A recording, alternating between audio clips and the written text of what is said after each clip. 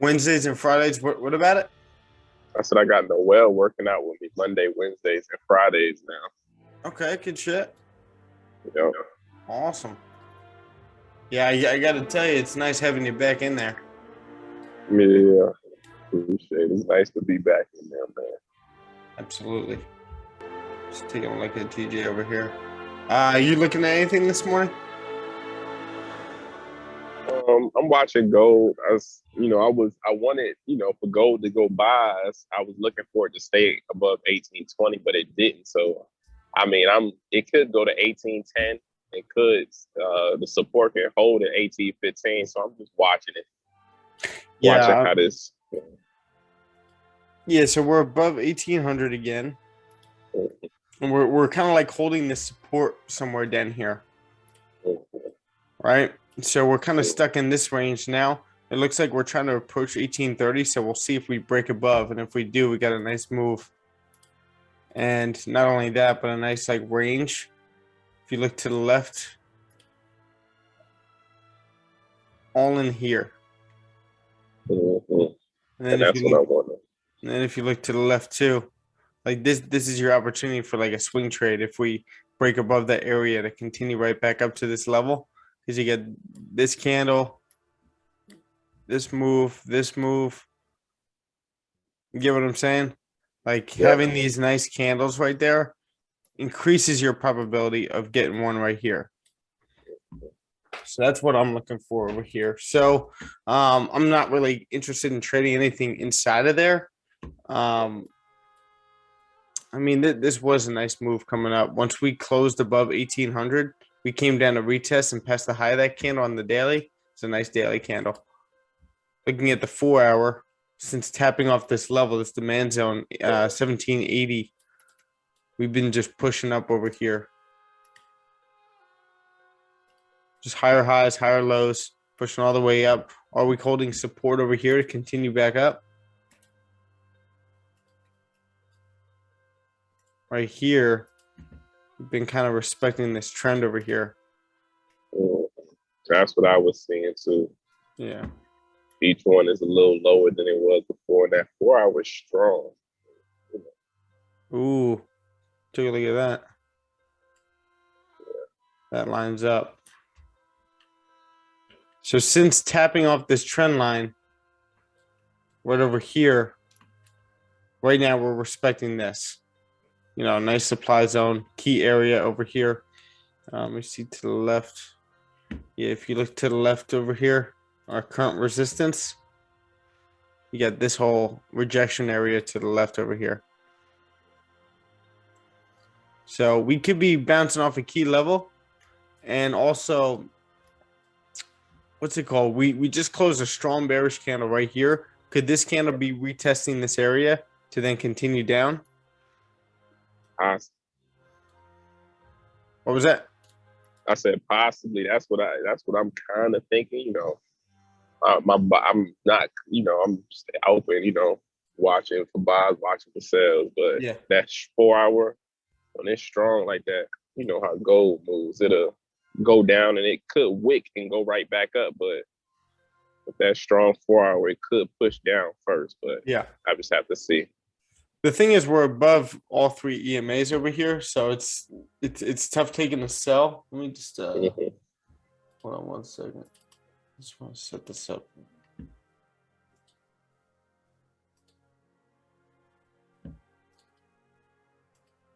See if this works.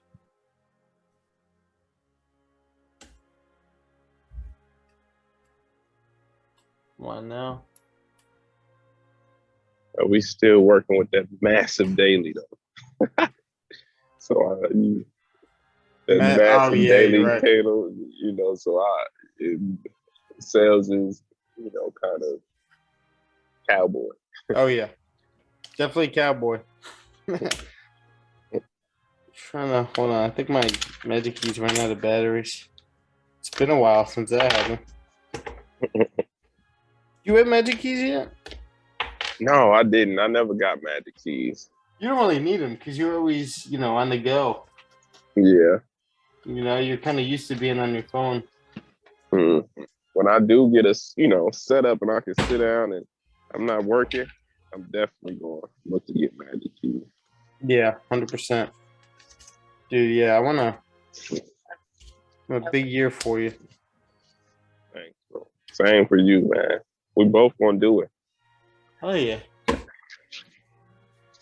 And we're actually gonna meet in person this year too. Yes. We gotta make that a must. 100%. Why is this not working now?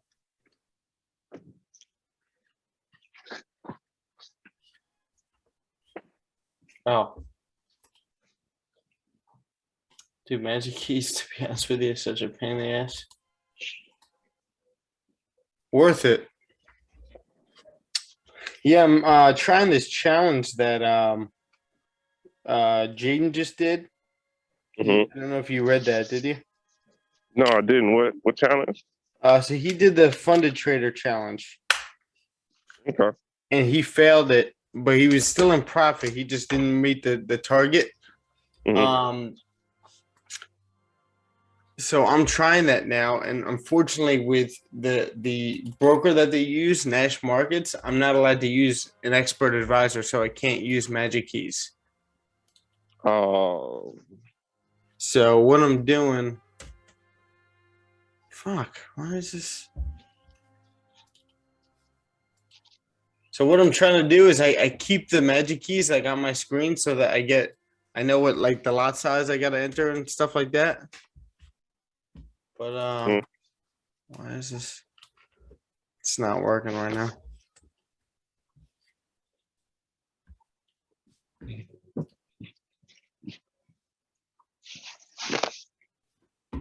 Close that out. Try that again. We don't have anyone else on here anyway, so we're just gonna wait for a second and then we'll break everything down. Oh. How's your week going so far? It's going good. It's going good. I took 4 trades this week. Well, let me make sure I'm saying it right.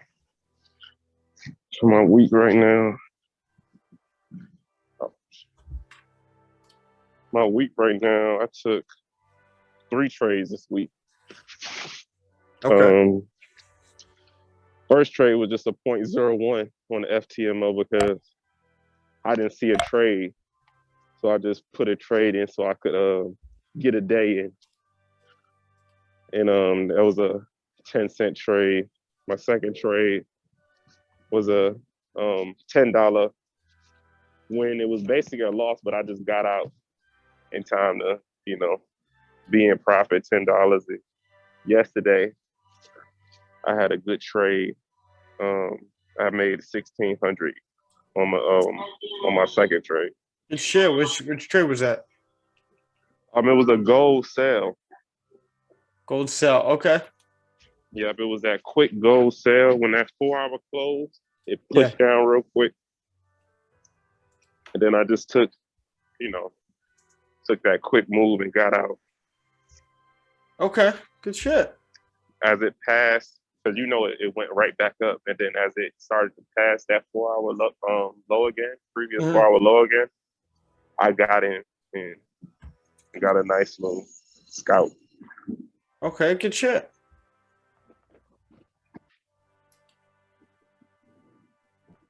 Dude, this is gonna be so annoying doing this lot size calculator. I'm so spoiled from Magic Keys. What's up, Carlos? Mm-hmm. Hey, good morning. How y'all doing? Good morning, man. Great. How are you? Good. How you doing, bro? Doing great, man. What's up, Chris? How you doing? I'm good. Just trying to figure a few things out, guys, and then we'll start breaking the charts down.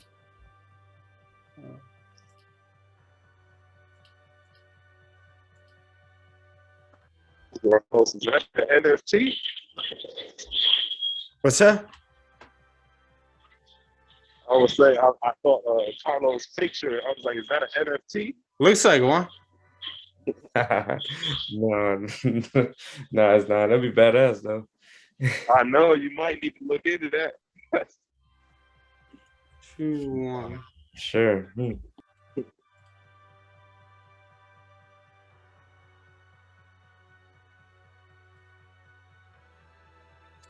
This is so annoying. What's up, Kat? Hi, good morning, everyone. Good morning. Good morning, Kat. Good morning. Guys, I'm figuring one thing out, Oh, then oh. we'll start breaking this stuff down. Oh. Oh wow. Okay. I think it does work. Are you trying to do the multiple position thing? No. What's it called? I have. Oh yeah, I haven't dug into that yet. I haven't had the time to like figure that out yet. But what's it called? I'm doing a challenge with Funded Trader, the one that Jaden just failed. So the only thing is the broker that they use, Nash Markets, or at least one of the brokers that they use, doesn't allow expert advisors, so I can't use Magic Keys. What? Yeah. The only thing is, though, I was able to hook them up to my MT4 and get. Why is this not working for GJ, but it is for gold? That's so annoying. Ooh, actually, gold, guys. Let's actually go into this real quick. I'll figure that out later. All right, so looking over here at gold. We'll get rid of some of this stuff. I just broke this down with Chris over here. So as you guys can see, we're holding this support over here. This entire support over here as well. We ended up creating a higher low up here, but we got a hard rejection from 1830, like we broke down yesterday, right? Right now, this candle never passed the low of that wick, created a bottom wick, flipped bullish, and now it's starting to push up, and it looks like it's starting to approach 1830 up here, right? So looking at the daily, this can be a nice quick breakdown. Looking at the daily, again, here's that demand zone that we've been talking about. Price keeps reaching this area and just rejecting, especially with this wick right over here, pushing all the way back up, getting that nice bullish move. Hold on, guys.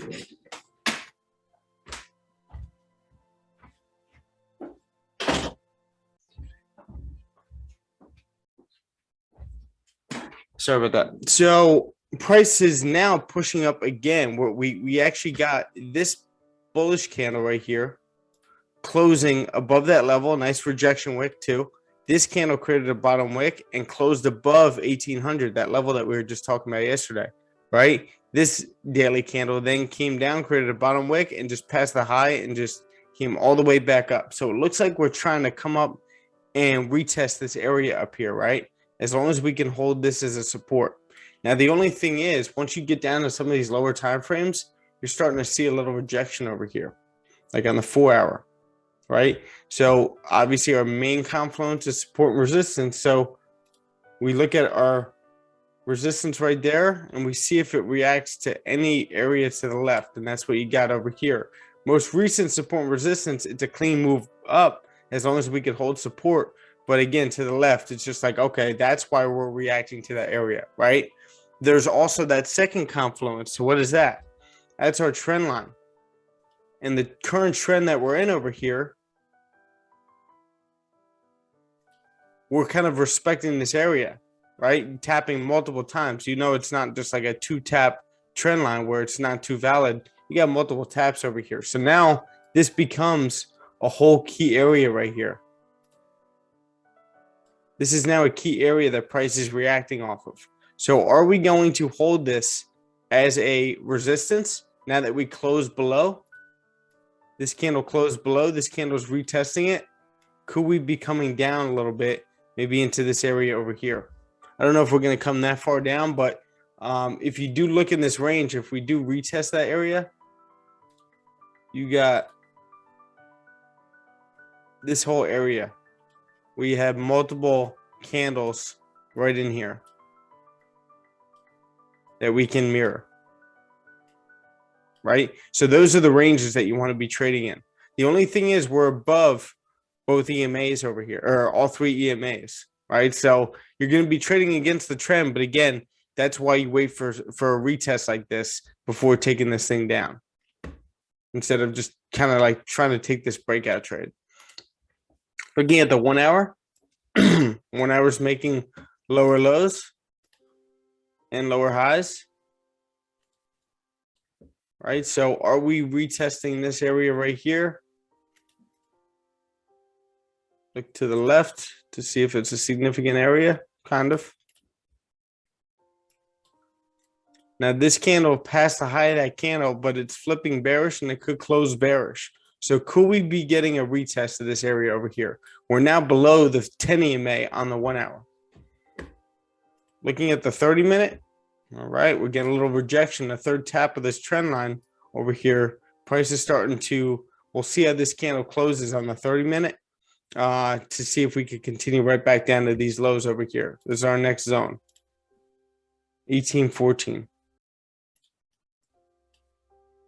So do we have enough pips to take a sell right there? Got about 22 pips right in here. Now you got a nice move to the left over here if we break that support. This is where you can, if we get a 30-minute close here, or, you know, if you like the 15 is looking nice too. If you like this setup, you can enter 2 trades with your stop loss up here, anticipating price to continue through. One of them you're securing like you normally would. The second one, you're really just able to hold. Maybe you do that with 3 different positions. But what I'm liking right now is how this 15-minute is passing the low. Now the 1 hour, let's see how this 1 hour closes. 30-minute looks good too. Chris, what are you thinking?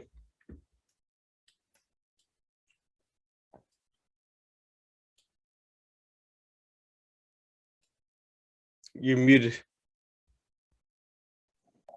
I'm thinking of if it closes below that 815 area, that we can get a sell. Not, I'm just waiting for a buy above. Let me go to my chart. So you're I'm not really interested. waiting. Go ahead. You're not interested in that area. This is your. The 22 pips? No, Okay, I like it. no. That's good discipline. So yeah, this is a no trade range to Chris. I fully think that we could come down here, but I like the fact that he's kind of sitting out. You also have this level right here that you got to understand. Yeah, I get caught a lot sometimes. It could go down right away. You know, I think it you could know, too, but it's smarter to wait for the better zone. But the only thing is the 4 hour is flipping over here. The 1 hour created that top wick, rejection wick, and we've seen that happen where we just continue down. So we'll see. We'll see but what we it get. could go right down. Yeah, 100%. 100%. So we'll see what we get over here. Looking. Let's see. All right. Let's go over to GJ now. All right. So the weekly over here on GJ is flipping bullish, right? We're starting to approach this high that we created again. So it looks like we got that retest flipping bullish to continue up. It's only Wednesday. So could we, be pushing through this area to continue right back up? Right. So that's a key thought right there. Looking at the daily actually held support right over here yesterday. So this is our little fake out over here, and price is continuing through, right? You had this little area. The price ended up closing below this support, retesting this wick, filling that wick, but then closing right back into the range to possibly continue up. But we definitely have this level up here of 157, 500, 700, 400 right now that you got to be aware of, right? We could delete that. So now, since tapping into 156 flat, we've been pretty bullish, pushing up. What I want to do is actually see what we got over here. Yeah. Since tapping 156, holding support over here for the last time, we're starting to, rally up, creating higher highs, higher lows, holding this support over here. Could we be continuing right back up? Let's zoom in a little bit. So right now what we have is we're right at a recent resistance. With that wick to the left. So could we get a move up to fill this wick up here? 157,750. So is this a valid range to be trading in? Yeah, you got about 36 pips right here. So this looks pretty good so far.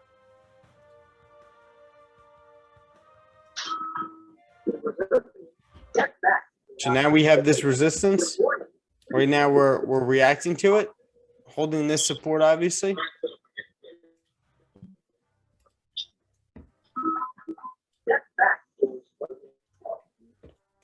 Yeah, so we're holding this support. We came right back up this morning, 5 a.m., held support, tapped this area again, and we're continuing up, but we keep rejecting this area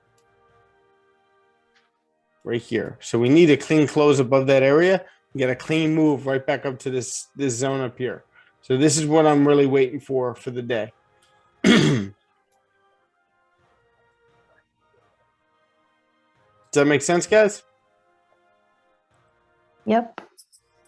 Yeah, Awesome. same thing. So I would say this is a no trade range in here. Yeah, I would stay out of this.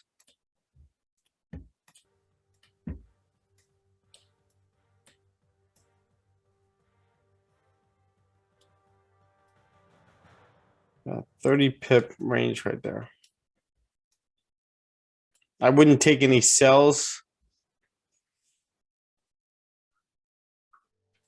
Yeah, I probably wouldn't take any sells unless we break this area right here. All right. Coming right back down to this level. Let's see what we got.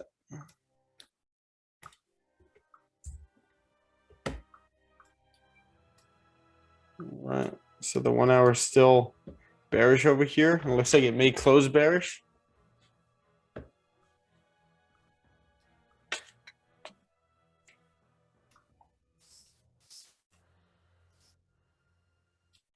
How's everyone's week going so far? Pretty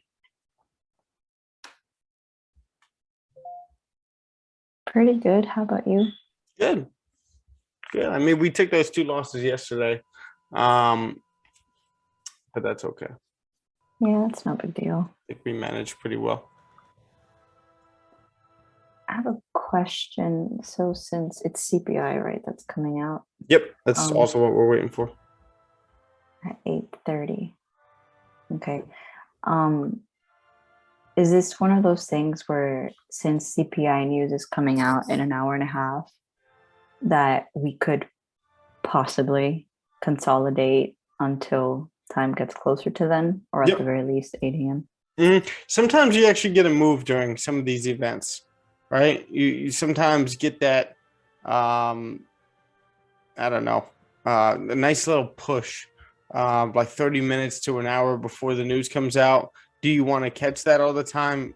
Probably not, but like just, just letting you know. Right.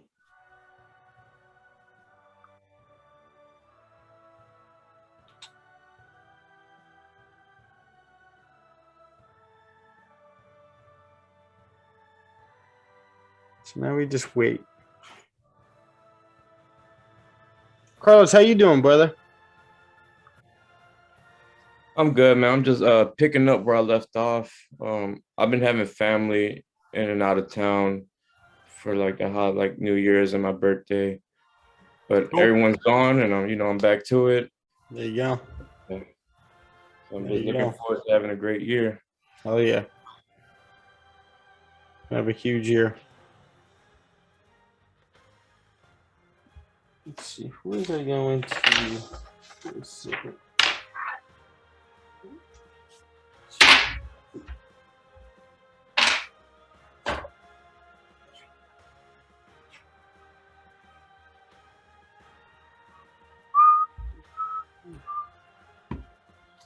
All right, so we're rejecting over here. Actually, I could just keep this like this.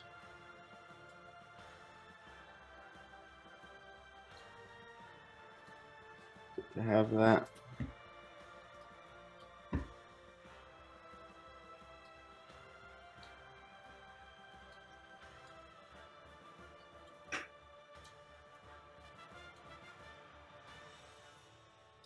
Yeah, this candle got a little bit weaker with that long bottom wick over here. This candle probably pushed up right away, and then ended up rejecting over here. So this candle's getting a little bit weaker, and it's starting to flip bearish a little bit. 15-minute candle's bearish. That doesn't mean take a sell. It's just, be aware that we keep rejecting this area.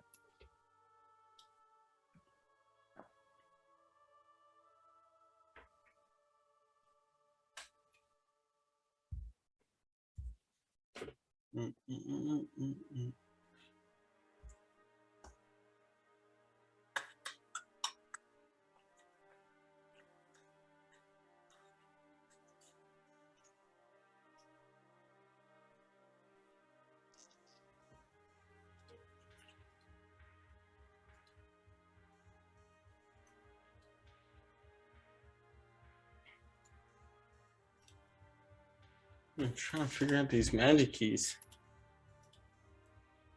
It's so annoying. Is it the broker that's not letting you?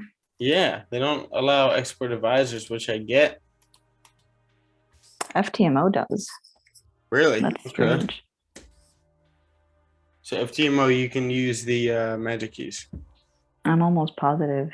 I've done it on like demos and stuff. I haven't done it on a real one. Mm. But yeah, I mean, you could always ask the chat, I guess, to confirm, but I'm almost positive it's not a problem. They allow expert advisors. Like I've seen videos of people literally passing FTMO challenges simply with expert advisors, which I think is crazy, but pretty cool. Yeah, no, 100%. I just fixed it.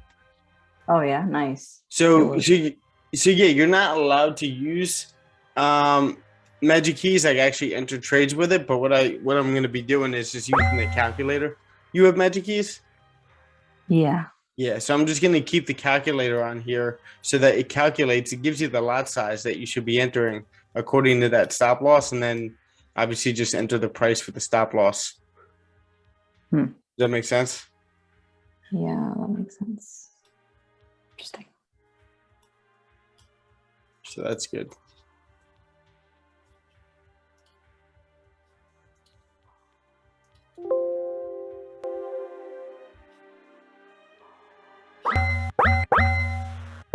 Awesome.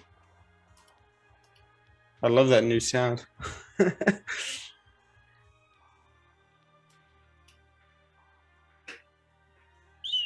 All right, the 1 hour closed over here.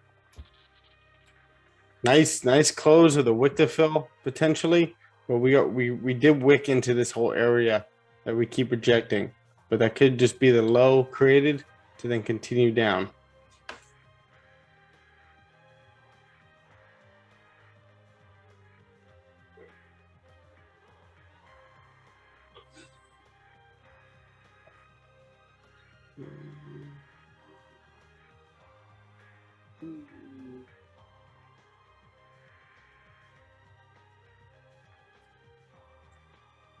Anyone have any questions?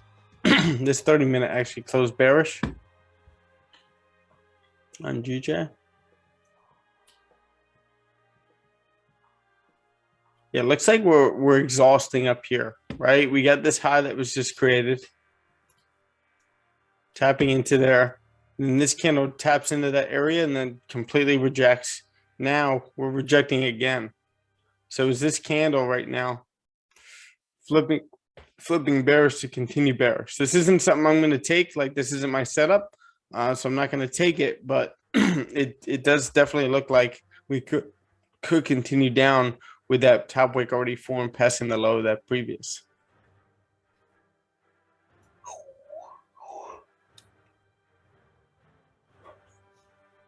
Let's actually look at.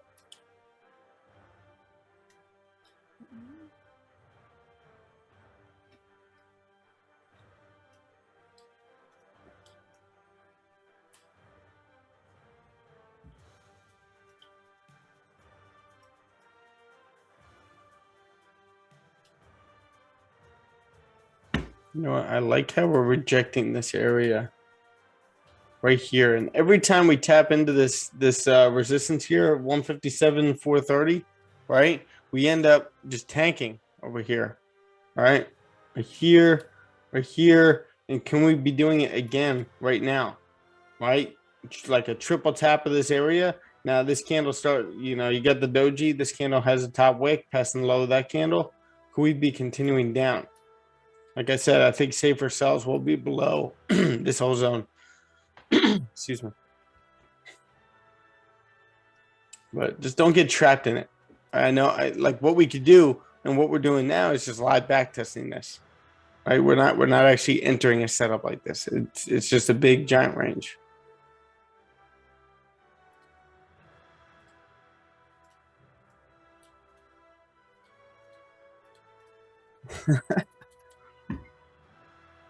I like this music. It makes me feel like I'm going into like Mission Space or something in I know. Epcot. This is do you have Spotify? I do. So if you want this playlist, it's great for like reading or just like getting work done, back testing. You have this in the background, you're just like in the zone. Mm-hmm. And it's a lot of it is movie scores. So like instrumental from like this is that show I was telling you guys about, 1883. Mm-hmm. Let's see, Band of Brothers, Braveheart, Captain Phillips. They got a lot of like John Williams in here, like the Disney music. Right.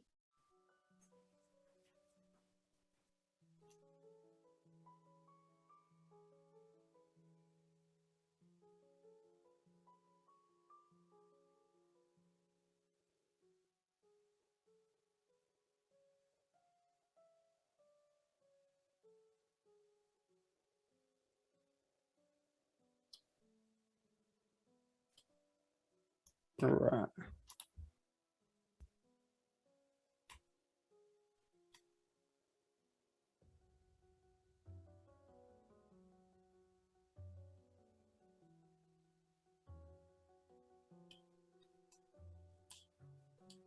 All right. This 1 hour looks like it maybe created that top wick. Now it's starting to flip bearish to fill this wick. Potentially.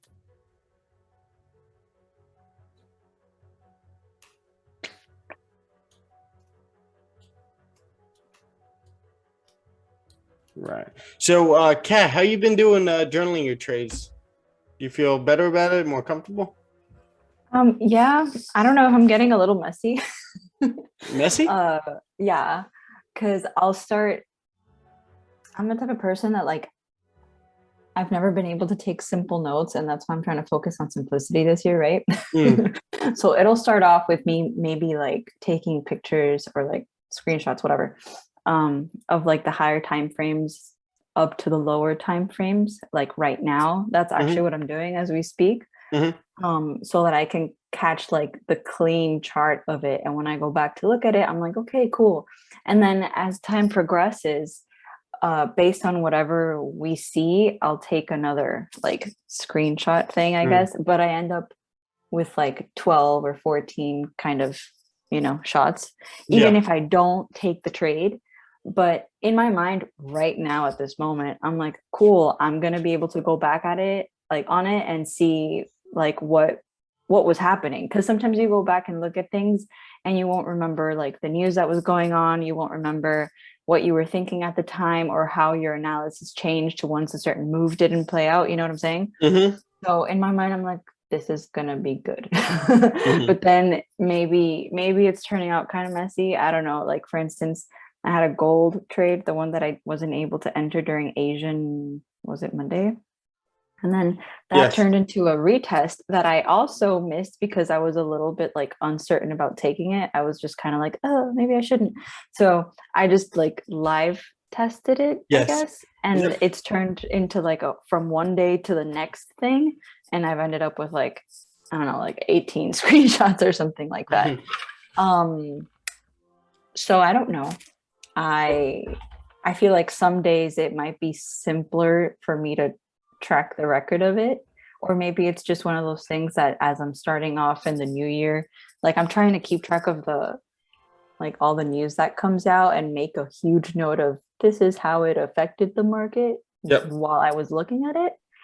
But maybe like down the line it'll just kind of start diffusing away because I'll get used to it. I don't know. So one thing that could help you out is like I take a screenshot of either the weekly, daily, the 4-hour, the 1 hour, 30-minute, and then maybe the 15-minute, depending on the setup, like if I need to, right? After that, I'll take a picture of the entry. I'll take a picture of when I secure or whenever I, close partials. When I secure again, when there's a certain movement in the market that I just want to record, right? Stuff like that. And then every time it hits a certain area. So it's all the key time frames and the higher time frames. Then it's anytime anything happens, anytime you take an action, and that's it. And then at the end, what you can do is you can take a screenshot of all those lower time frames just to have them in the back of your mind and also in that journal, so that when you start looking at those lower time frames, you can go back in your journal and say like, okay, now I'm more experienced looking at the 1 minute, at the 5 minute. Now what I can do is actually see what it was looking like on these past trades where I wasn't looking at those time frames, and see how I could have done better on those trades. Does that make sense? Yeah, definitely. Can I send you an example? Yeah, please. Maybe the gold one. The title is kind of messy, but okay, that's all right. Share. Are you familiar with copying them to the group Trello? I don't know if it's within the scopes, like if it's kind of ugly to do that yet, like depending on what you say. All right, I'll take a look at it and I'll let you know. Okay, I send it to the chat, like the you and I chat.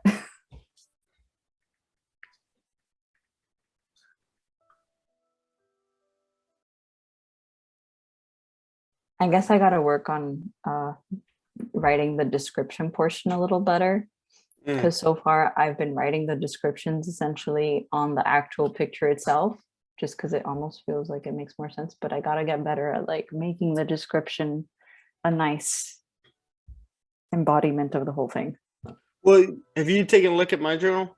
Yeah, I have. Just use the same setup of the title. So you when you copy it over, obviously put your name in the parentheses, and then it's whatever kind of trade it is. So if it's a short or long, right? Then the pair, then how many pips you either caught, lost, or missed. And then you say on whatever the date is, at whatever time it is, and then the session and the day and then the session. Right. So the majority of the other trades I have on there, I have it with that same exact format because it made sense. But for instance, like how I was saying with the gold, it started out as a Monday thing that I really wanted to catch that entry, but I missed it. So then I was like, let me track it, ? But then it turned into like the next day. So I guess I was having a difficult time knowing how to format that, or like if it's something that you would even keep in one. It makes sense to me to keep it in one because it was almost like entry, re-entry, but now it's Monday and Tuesday. So listen, there's no right or wrong way to do it unless you're not putting that much detail into it. Then obviously that would be wrong. But when it comes to that, wait, what are you doing again? It's traveling into the next day. So it's whenever you would have or did enter the trade. That's whatever date and time that you put on there.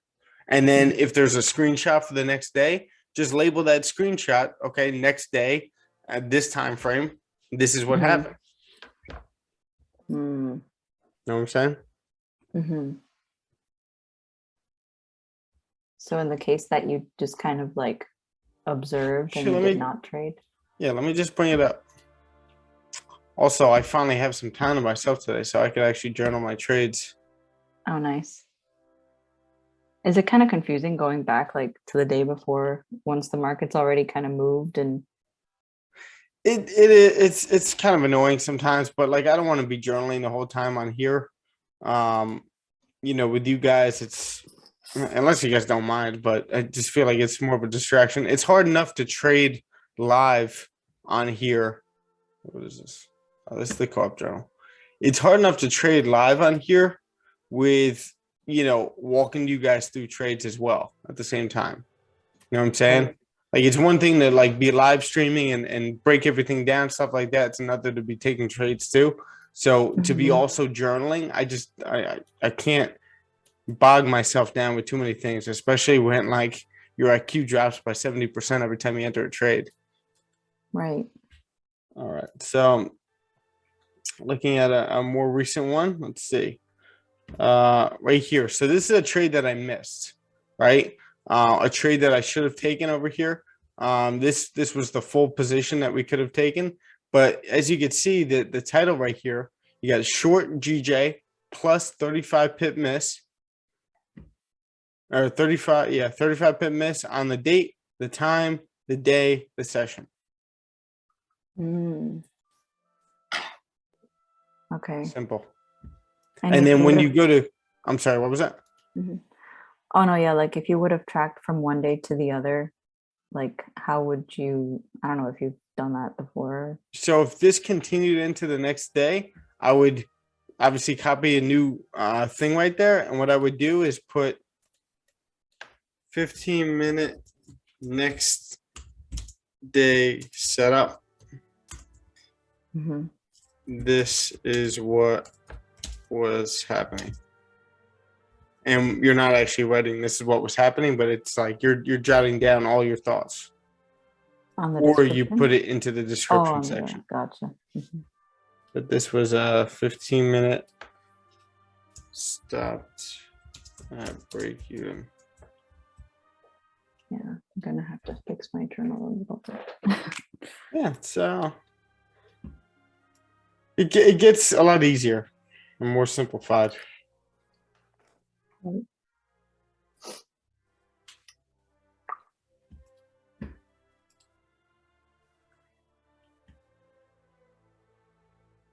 When you see news come out, do you automatically have an idea as to what that news can do to a pair, like the pair that you're trading? Could you repeat that again? I think I know what you meant, but I just want to Yeah. So like today, for instance, you'll see that we have the CPI news. In your mind, do you go like, do you look at your analysis and then you look at this and then based on like the knowledge that you already have on CPI news, for instance, Mhm. do you kind of have an idea as to what's going to happen? Or yeah, like can you have a like do you have a projection as to, okay, because of this news and da we're likely to go bullish on Yeah. TJ? Yeah, no, absolutely. And what you can do and what we could actually do if we're just sitting here waiting for these setups. Where is it? So what you do is you go to this calendar over here and then you go to the history, right? And you look at the past, like maybe 4, you could do 6 if you want, and look at what the previous was, right? Look at what the forecast was, and then obviously what we have was right in between forecast and the actual. So we can go back to December 10th and see how that affected gold. Mm-hmm. So we go over here, December 10th. It was a Friday.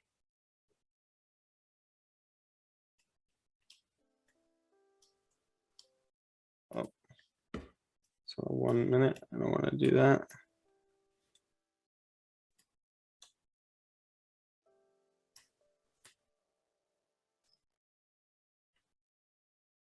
All right, so this was CPI. What happened was it came out better than expected, higher than expected.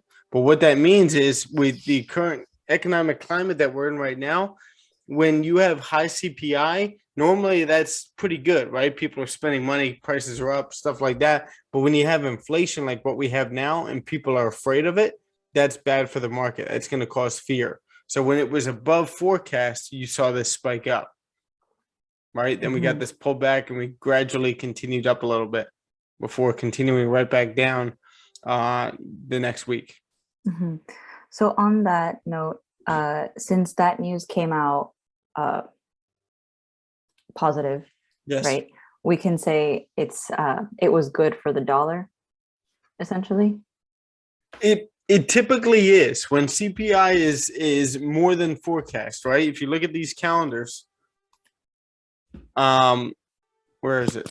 Actual or greater than forecast is good for the currency. So if it's above, like it was, last month, right? That's normally good for the currency. But right now, with the current climate that we're in, inflation is not too good. High prices isn't good. It's reconfirming the fact that we all know that prices are so high right now for energy, food, gas, everything. Mm-hmm. So that's also reconfirming that that's what's going on.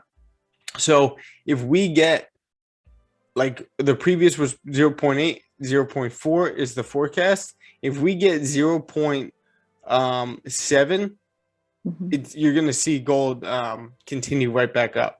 If we get like 0.4, 0.3, you may see gold drop. So would you say this is just it's relevant to what's going on in the economy, essentially? Because usually I would think, okay, well, if it's good for the Yes. dollar, then that means the dollar gets stronger, meaning it should have more pressure. Yep. And it should go bearish. Yeah. So So it doesn't always, first of all, it doesn't always react the way you would expect it to. That's why we really don't trade news, because the probabilities are against you. We trade the reaction to the news.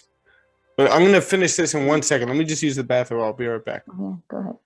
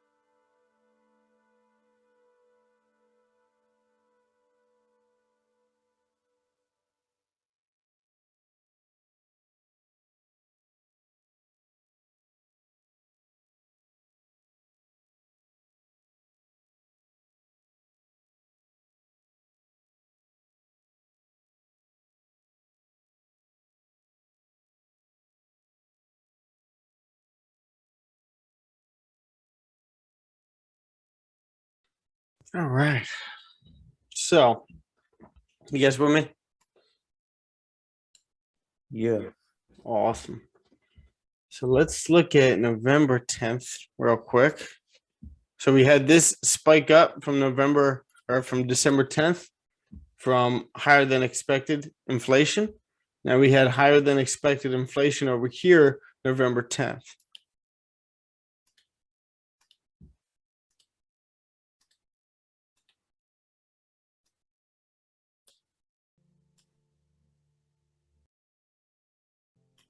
Boom.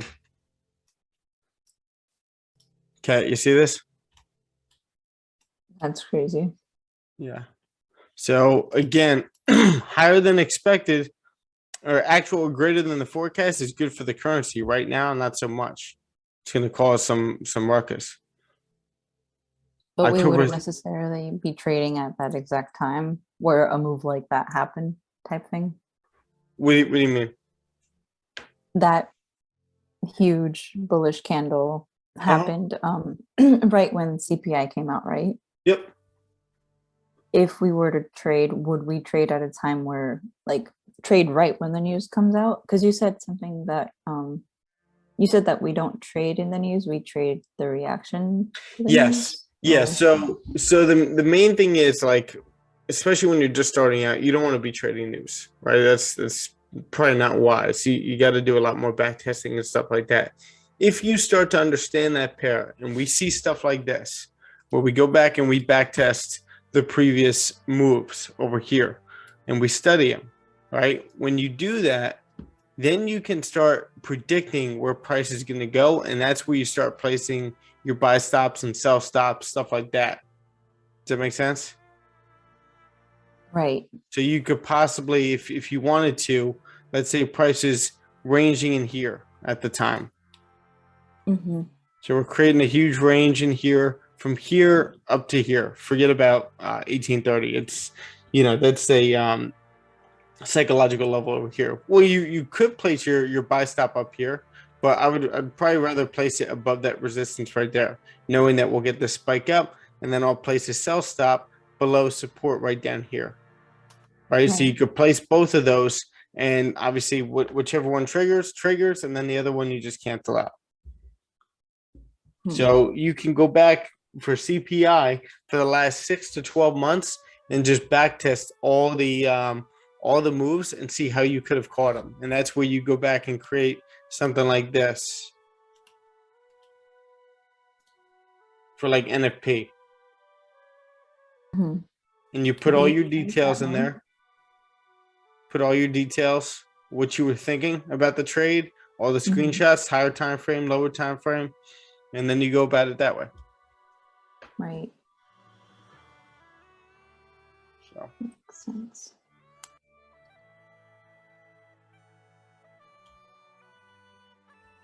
all right.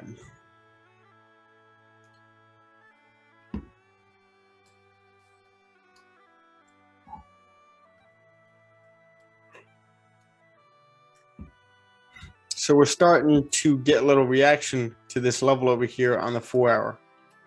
We're starting to react a little bit. But this is a strong 1 hour candle. We'll see if we hold for CPI. I'm guessing we get worse than expected. We hold support here and continue right back up.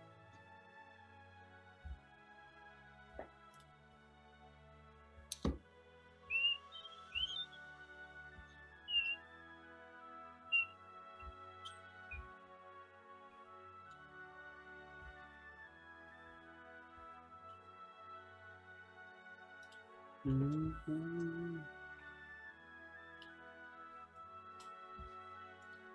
go back to GJ over here. So you guys like the music? Yeah, I like it. Good. Yeah, I like it too. Hey, Steph, I wanted to set up my Zoom meeting with you. Yes, please do. When are you available throughout the day? Throughout the day, I could do tomorrow or Friday throughout the day, whichever time works for you. Let's see. Yeah, I had this written down that I wanted to schedule with some of you guys. Let's see. What do I have tomorrow?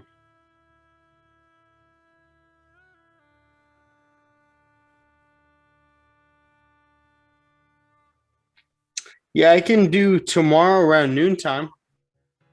Yeah, that works. That'd be good for you. Yes, sir. All right, you're going to my calendar now, Carlos. Carlos, Zoom tomorrow noon. Perfect. Yeah, hop on, get you back in the rhythm. Yeah, for sure. Perfect. Yes, sir. We always have great Zooms. All right. Awesome. We got Tiffany in here. What's up, Tiff? Hey, good morning, Steph. Good morning. How are you? I'm good. I'm good. Thanks. You have a successful day yesterday? Last night I did. I Okay. did. Yeah. Let's hear about it. Well, somewhat. I made a boo-boo on GJ, Okay. and I'm afraid to close my trade. Currently, I'm in drawdown. Okay. You want to send it over? Yeah, I'll send it over to you. And gold was just a phenomenal drop last night. Let's see. Gold was my best friend. Oh, yeah. I'm like, It's Chris's too. not usually. I try to stay away from gold. I just mark it up, but the setup was really, really good from 9 o'clock last night, and the sucker just kept dropping and dropping and dropping. And I was like, oh my God. Beautiful. Now, would you detect over there? Like, was your setup similar to ours as far as like you have this resistance forming? So you had this bearish candle close, and that's what you took it based off of? I took it from your trend line up above. Right here. No. Coming down. Not the first candle, third candle. Right over here? At the height of your third candle. Yeah. This one. Right there. Yep. Okay. Nice. Yeah, when you said last night, I'm thinking last night Asian. This candle started at 1 a.m. You were trading almost into London. Yeah, I was. Awesome. So you're in this trade right now. Oh no, it was GJ you were in drawdown though, right? Yeah, GG, I'm still in Okay. drawdown. But you're yeah, this is nice. So let's see. I made a mistake. I mean, I could take the losses because gold went so well, but I mean, Yeah, but yeah, well, yeah. Let's look at it and we'll see. Yeah, that was a great trade. Yeah. Or was it based off this candle? It was based off this one, but this one created a top wick. yeah. And I took them and I just wrote it down. Hell yeah. I caught that whole move. How many pips you get? Hold on. Go to my stuff. I didn't mark it up this time. I didn't mark it up. I was just my problem. I caught from here. There we go. About 60 pips. Nice. Yeah. Yeah, it was really good. It was really good. I mean, I just wish I traded with a larger lot size. I would have been really happy. You can always wish that on your wins. Always, no matter how big your lot size is, you're always gonna wish, oh my God, I just got 60 pips. I wish that was like, 15 lot, 20 lot. I'm still I'm not adding my positions as best as I should. I'm still scared, you know what I mean? So it's like I'm trading and they're going in my direction, but I'm like, man, after the trade, I'm like, I should have added like 5 positions, especially once I see that it's going in my direction. You know what I mean? Well, that's where the I haven't dragon's gotten gonna there come yet. in. That's where the journaling is going to come in, so that you're going to be looking at some of these setups and you're going to be able to tell, like, okay, I have a sample size of like 30 different trades and a lot of the wins look very similar. So this setup on these wins, I can now risk a little bit more on and compound my account by using some of the wins from a previous trade, using those profits along with your regular risk for this trade. True. So, but that's where the journaling comes in. That'll help a lot. GJ just pissed me off. I thought it was gonna make a double top, and I had my this particular markup I had before I went to bed. I had my TP at price 157.15. Okay. And 157.15.9.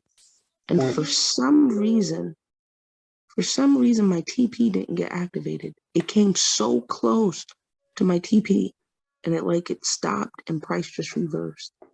Wait, so you were taking the sell from up here? Yep. Okay. And I was in profit. That's the bad thing about it. I was in profit. Yeah, this have you even cut 50 yet? Nope. Yeah, you got to cut 50 or you got to cut the full thing because we're heading up. They increased rates. You see the weekly right here? So there's no type of pullback, nothing. Look at that weekly. We're midweek and we already created our bottom wick. Now we're flipping bullish to continue right back up. We can very well reject the area that we're at right now. Right? This 4-hour area in here. Yeah. See, I thought it was going to make like that. It didn't. I thought it was that area right there. I thought it was going to do a double top, and I thought it was coming back down. But it shot back up. Yeah. It takes practice and it takes discipline, but you can't marry biases. That's like number one. One of the number one rules is if price is starting to go against you, you have to be completely content cutting your loss. Again, it's you got to get the whole like this trade is a make or break for me. Like I have to win this trade. You got to be okay taking a loss, and the loss has to be as small as it can be. That's the game. A lot of people haven't figured out this game yet because they're all about making profits instead of preserving capital. I'm so pissed is because last night, not even last night, just a couple hours ago, maybe like 3 hours ago, I could have closed out on this trade, and I was like, no, it's falling, and I thought I saw everything. That it was, I thought all my confluences was showing that it was going to fall. Like it was overextended.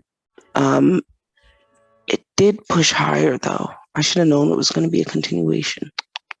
Well, it came close to your TP over here, right? Yeah.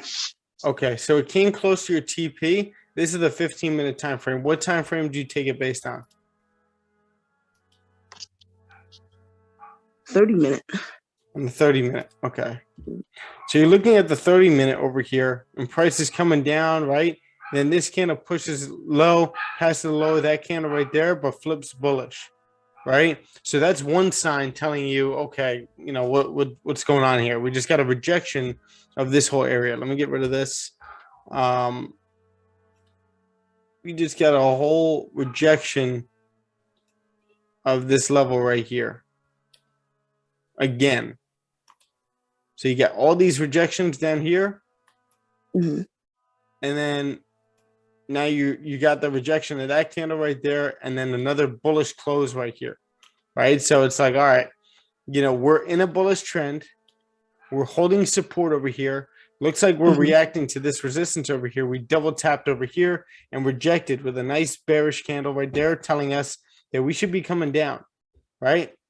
But now you're starting to approach this whole area right in here, which again could be holding support, and there's a high probability that we're holding support because of what we did over here.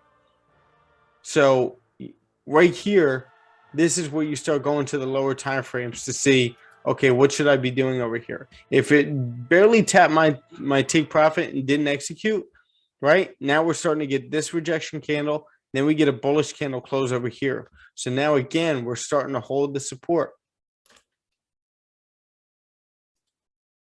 on here. So right here, I would be securing a percentage.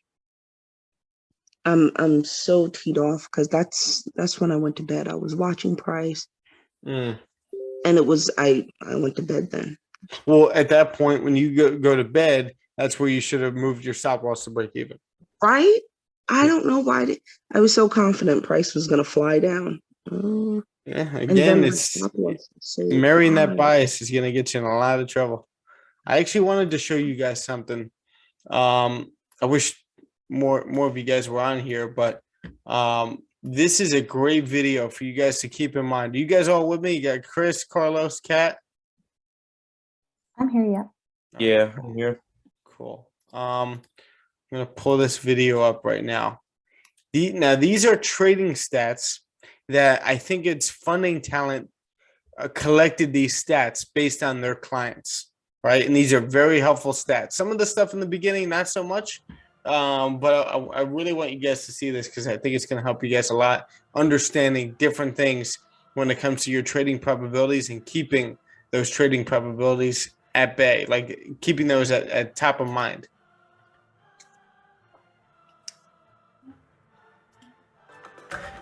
The rest have lost their accounts or failed, or I don't know the rest of the data, but okay. So he breaks down some of these stats over here. Actually, I want to 7:40 right now. We got some time before CPI, but he's breaking down the stats that Funding Talent collected over here, and some of the stuff in the beginning, again, like I said, not so important, but it starts to get really interesting. we see in October they had new live accounts of 3,500. They paid a total of 14 or 1.5 mil out. Most traded pair gold, pound Aussie was the most profitable pair. Least profitable pair was pound yen. 18% of traders. Right. Now the reason I think GBP JPY is the least profitable is because it's the most famous among like scalpers, and everyone just wants to trade it. So obviously, if everyone's trading it and most people are unprofitable, that's going to probably be the least probable pair, right? Actually passing phase one. So that should shed some light. I know a lot of people know about FTMO with my Forex funds. They do have some different rules, but they also only require a 8% profit target to pass. So that should shed some light on, it isn't as easy as sometimes people make it out to seem. Past phase two. So out of those 18%, only 31% of those traders pass phase two. So once again, it's a very small pool of traders that are actually getting past the first two phases and then reach. So what that tells me, you're going to get some more stats. Here, I'm going to let them say this one, and then I'll get into it. The first profit split, 4% of traders who pass phase two. So again, we are really dwindling down. We got to realize this is 4% of, this whole 31%. And the numbers are. So with these two stats right here, that who does that scare in here? Not so much scare, but like how is that like an eye opener to anybody in here? Because I know how most people would look at this, but yeah, go ahead, Carlos, Tiffany. Like about it being the least profitable? No, about the fact that like only like 4% of these traders so that reach the first profit split. Only 4% of traders reach the first profit split. So 4% of the people that join Funding Talent to do their challenge, only 4% reach that first profit split where they get paid out. Oh, okay, yeah. Yeah, I can see why. Yeah, I can see why it would be a little scary for sure. Okay, so 4% is a little, like, small percentage. the way, like when I'm listening to that, I can only imagine what most people think, and it could scare them away from doing something like this. The way you should be thinking about it is that 4% did do it. Like, it's possible. It's not that it's 0%, which makes it basically impossible. 4% of people did it. So why are you any different?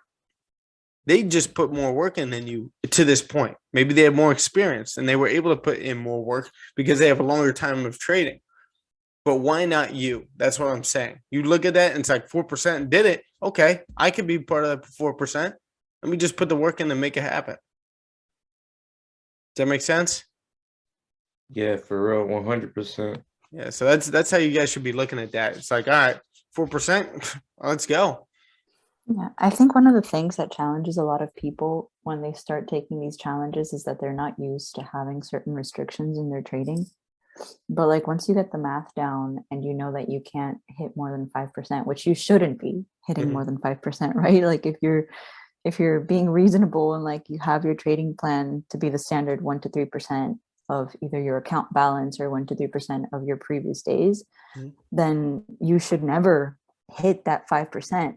So I feel like most people that fail, they're probably profitable because there's so many different ways to be profitable is what I've understood. Yeah. But that doesn't necessarily mean you have like the discipline to fit those guidelines. And I think adjusting takes time for some people. Yeah, and that's a great point. And wait till you hear some of these other stats because they actually touch on that. These, like I said, these are some like kind of unimportant stats. I would say it's good to look at, but wait till you get into like the actual trading stats. These are going to help you as a trader, even if you don't pass it or even if you don't take the challenges. Are really low. People who are actually making it to a profit split. Let's look at November. So in November, new live accounts about 5.7K. I'm guessing this also has to do with Black Friday. There was Black Friday still going on, a ton of people getting live accounts. Total amount paid out, almost doubled from the previous month. Most traded pair again, gold. Most profitable pair, gold. Least profitable pair, once again, pound yen. So if you trade pound yen, maybe it's time to start looking into some other options because the data is suggesting that not many people, or it's the least profitable for most people. Maybe for some reason the people who are trading it just have poor risk management, but that's something to consider. How many passed phase 1 in November? 10%. So in October, we had 18% in November, but more of a choppy month. But 10% passing rate, obviously that's very low. So if let's say 100 traders are taking it, 10% are passing. So 10 traders out of 100 are actually passing phase 1. And out of those, let's say 10 traders left, 24% are actually passing phase 2. So that's 2 traders. If I'm doing my math correctly, right? We have 100 traders, 10% of them are passing phase 1. So that is 10 traders left. Out of those 10 traders, we can't have half a trader, but essentially 2.4 traders out of that 100 are actually passing phase 2. And then out of them, only 3%, and I can't even compute that because that's like 0.06 or something like that, are actually getting their first profit split. So, there's a reason these companies are doing so well. And for the start of the month, the pass rate was high due to our violation system. They have an important note. So, this could be a higher than normal pass rate. This is the data that I really like to see and I really want to break down. So some takeaways from our trading data. Over 60% of our traders in our database do not use stop loss and have a high risk of ruin. So over 60% of traders in their database don't even use a stop loss and have a high risk of ruin. So they have a high risk of blowing their account when they use it. And that's 60% of the traders. So that right there tells you why most people are failing these challenges. That you have a high majority of people not using a stop loss. Wow. Yeah. So that's alarming right there. The fact that these traders aren't using stop loss, okay, understandable. A lot of people still don't have proper education. But the fact that even my Forex funds coming out and telling us that they have a high risk of ruin. People who do not use a stop loss have a high risk of ruin. So if you're not using a stop loss, get it in your head already that you should. You need to use stop losses if you want to protect your accounts and protect your risk. Protect downside. The traders who have made it to their 4th pay cycle all have a risk management strategy of below 3% risk on any given day. So below 3%, so this means maybe these people risk 1% a trade, and their rule is like, hey, if I lose. Yeah, so the high probability people that are passing this, which is only like 1%, the people that are reaching that 4th pay cycle, all their risk is always below 3%. So these are little stats that are going to be able to help you with probability, and we're always looking at probability when it comes to success for our trading and what we're going to be doing in the future for our trading and how we're going to be managing trades, stuff like that. You want to look at the high probability stuff. Lose 3 trades in a day, I'm out. So none of these traders who are successful, I would consider these successful traders, I would consider them consistent traders because they've got their 4th pay cycle now. They are not risking more than 3% on any given day. So that's something to really take note of. I tell people over and over again, don't risk more than 1% a trade. I'm risking 0.5% a trade. There's nothing wrong with it. And it's those slow compounding, consistent growth that we really want to be looking out for. Most profitable traders are in the market less than 4 hours per day. So maybe some more shorter term trading going on, but it could also mean they're at the charts less. But profitable traders are at the markets 4 hours per day. So this just reinforces you don't need to be on the charts. Just because you're a full-time trader doesn't mean you need to be on the chart for 8 hours. That's not why you should have started trading. You should have started trading for the freedom. So you can spend a couple hours on the charts and then go do your thing.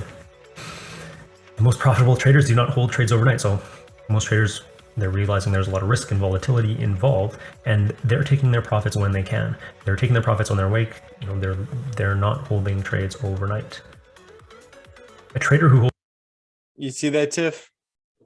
Like that's what I was saying before. At least just go break even on that GJ trade before you go to sleep, and just let it go.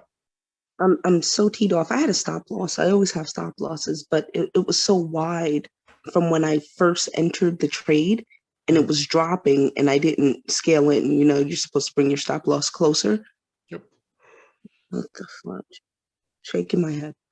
Yeah, and also, I mean, we went over that trading plan, remember? And with the risk management, the exit plan. What does it say for your exit plan?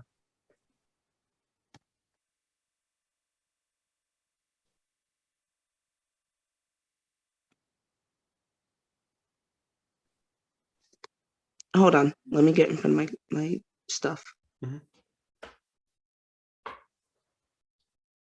Yeah, and one of the reasons why that probably happened and it slipped your judgment is because it's probably not sitting right in front of you.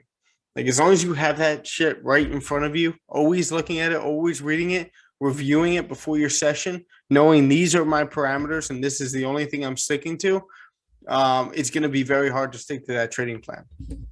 Cut my losses. No hesitation. Focus on capital preservation.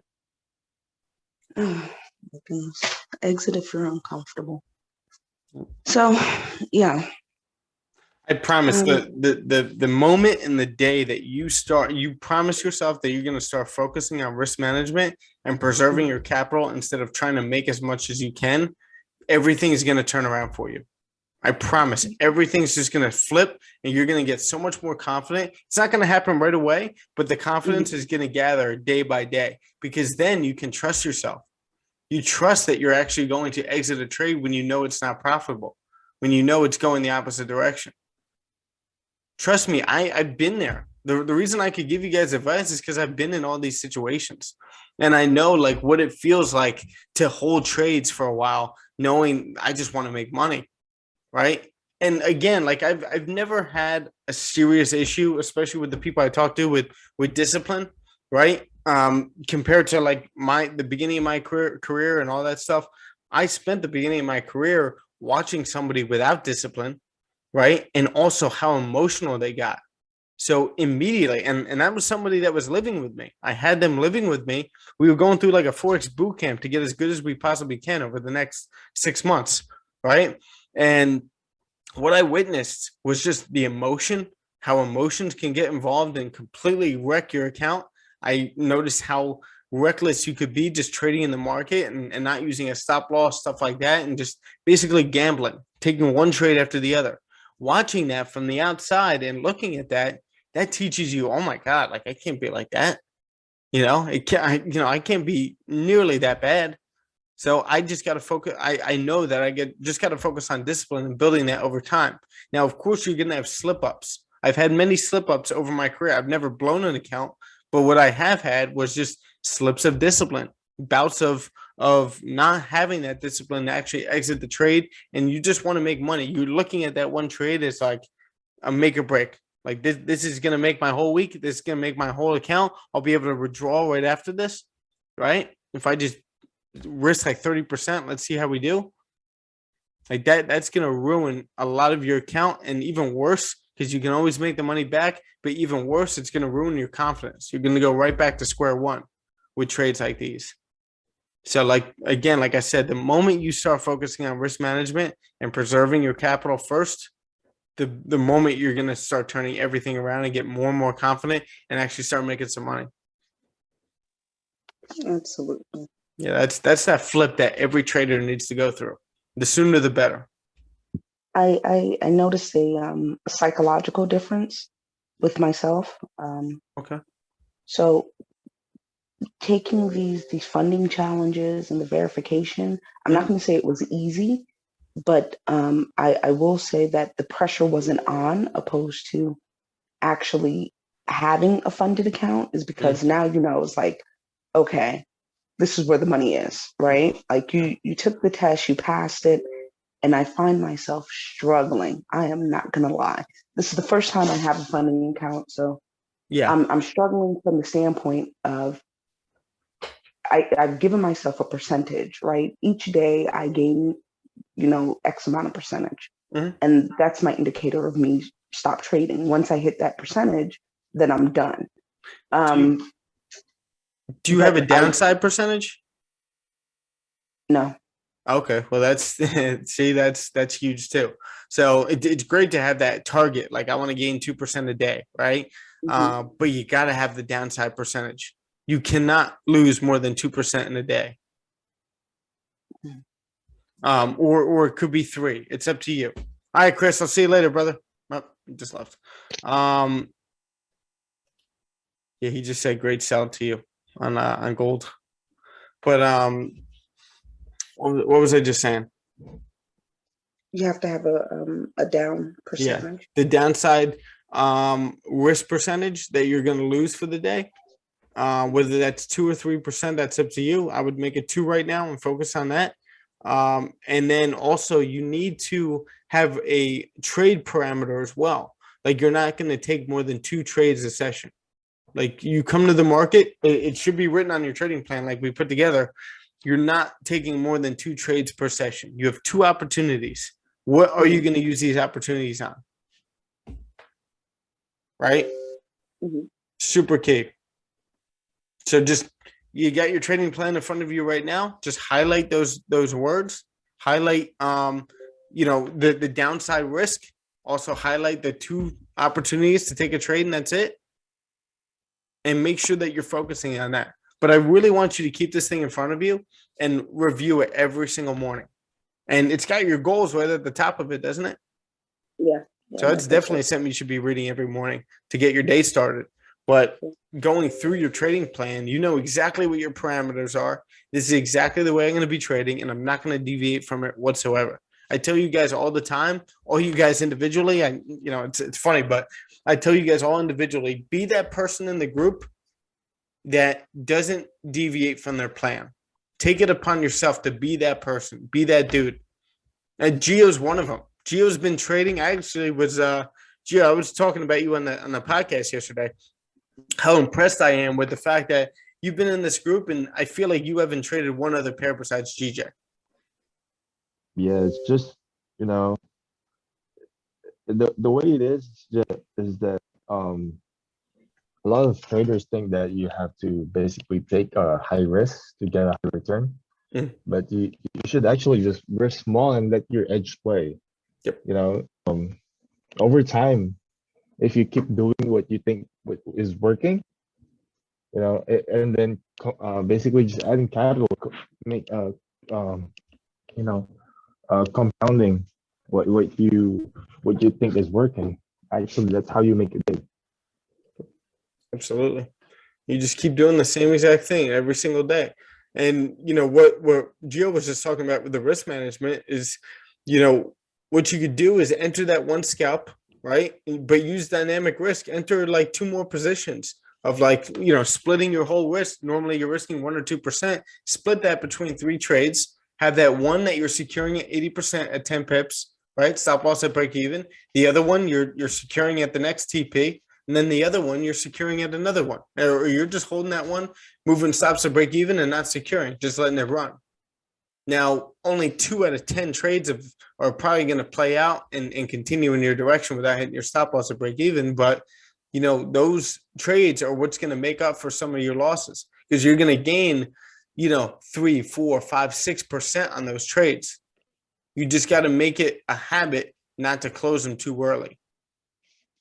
And have those exit plans for each of these positions and stick to it. It's hard. There's a reason why it's the hardest market in the world. It's not easy at all, but it is simple.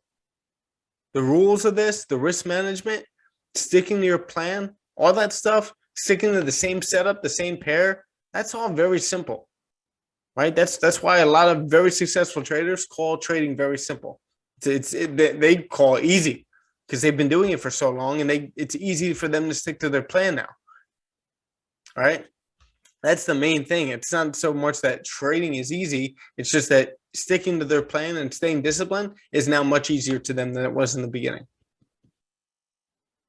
I think a lot of people treat this trading as a kind of work where they're kind of like an employee mindset, where they have to do something today. Where in fact we treat this as a business, wherein there are days that you won't have any, let's say maybe a retail or a food business, wherein there are days that you won't have any customers, right? You won't have any income. But there are days that there are days that, you know, your business will be busy, and that's where you make most money. I mean, you don't have to take trades every day. There are weeks, you know, there are weeks that I don't even take a trade because I don't see the set that I want. Yep. Yeah. No, that probably happens very often when yeah, I've seen it too. You've demonstrated it where you're like, yeah, I just didn't take a trade this week. I just didn't like the setups, right? And that's completely fine. But you know that at the end of the month, you're going to end up profitable. Right, and you're going to be ahead of the people taking 3 or 4 trades a session, all week long, all month long, and they're going to be all over the place, losing profits, giving it back to the broker and the market. Once you realize it's all about psychology, it's all about how you fight yourself, and you know, then that's the time that it actually makes sense to you. That like, oh yeah, this is how this market works. It's not about how many trades you take. It's not about how many wins you make. It's about basically just following your rules. Can you beat your mind? That's what it comes down to. Yeah. Can you control your mind? Can you beat it? Can you listen to that honestly, voice and shut it out? That's the hardest part. Yep. Yeah. And it's the hardest part because it's the hardest thing to do in your personal life as well. Right? The hardest thing to do in the world, and it's one thing that you're never going to master, something that you're constantly trying to pursue and constantly trying to get better at, is controlling your mind. It's a full life process, and you just got to embrace that. You're never going to master it, but it's an everyday consistent thing. If you can stack those days and make sure that you're controlling your mind day after day after day, put that in your goals. Put that in your goals. I want to be able to control my mind more this month. You know, that's good. That could be a main theme for you this year. You know, some of you guys already hopped on that beginning of the year Zoom, and we went over some of the themes that you want to look at for this year. You want to be better in your relationship. You want to be better. You want to be a full-time trader by the end of the year, right? You want to be in the shape of your life. You can also add, I want to be able to control my own mind with ease. Now, it's going to be very hard in the beginning, but it gets easier. I'm sure Gio can attest to that. But yeah, let's finish this video. Gio, this is a video some kid did on prop firms and the stats that Funding Talent came out with, and a lot of these are pretty alarming. Let me see. Why is it so blurry? Oh, there we go. So these are pretty alarming over here, but the takeaways from the trading data that they gather from the people doing the challenges, this is something that anybody can grab from and use these stats in their advantage. So if you want to read through some of these, he's already at this one. Actually, before we play that, I'm looking at GJ over here, and we keep reacting to this resistance up here. And this is that 4-hour resistance to the left as well. Price keeps tapping into, right? But we got a clean move once we break that area, especially looking at the 30-minute. Nice clean move right back up to 157.750. We just need to close above that area, because we can always reject. We rejected already. Right here, we rejected with this wick pretty hard. This wick kind of rejected as well, but we already created a bottom wick. Are we continuing right back up, retest, and continue right back up? This is the move I'm looking for.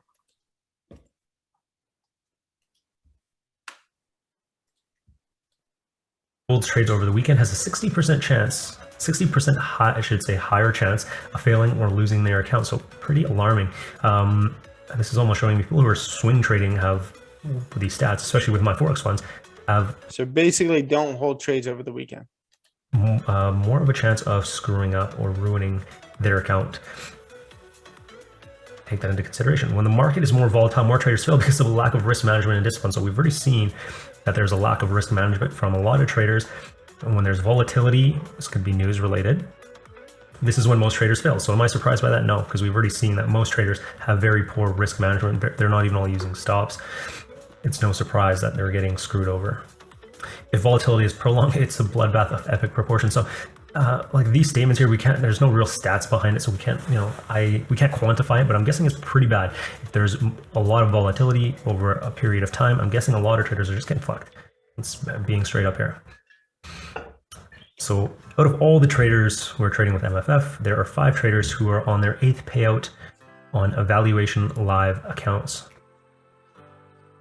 Read this again. There are 5 traders who are on their 8th payout. Look at that. Only 5 of their traders that have done this challenge and are actually getting payouts, 5 of them have reached that 8th payout. But again, that's one of those stats that you look at and it could scare most people, but I want you guys to say, okay, there's 5 people. That means it's possible. That means I can do it. If 5 of them can do it, I can do it. And that's the mindset that you have to have. On evaluation live account. So there's only 5 traders who are trading with MFF currently.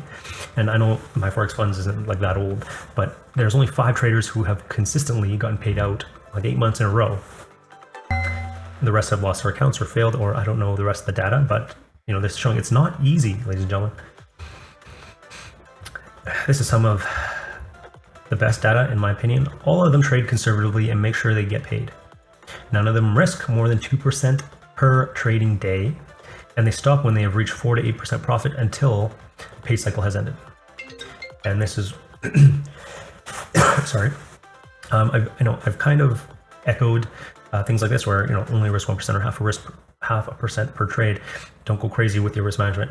Get paid, pay the trader. When you're in profit, be more cautious. Don't also be way more aggressive.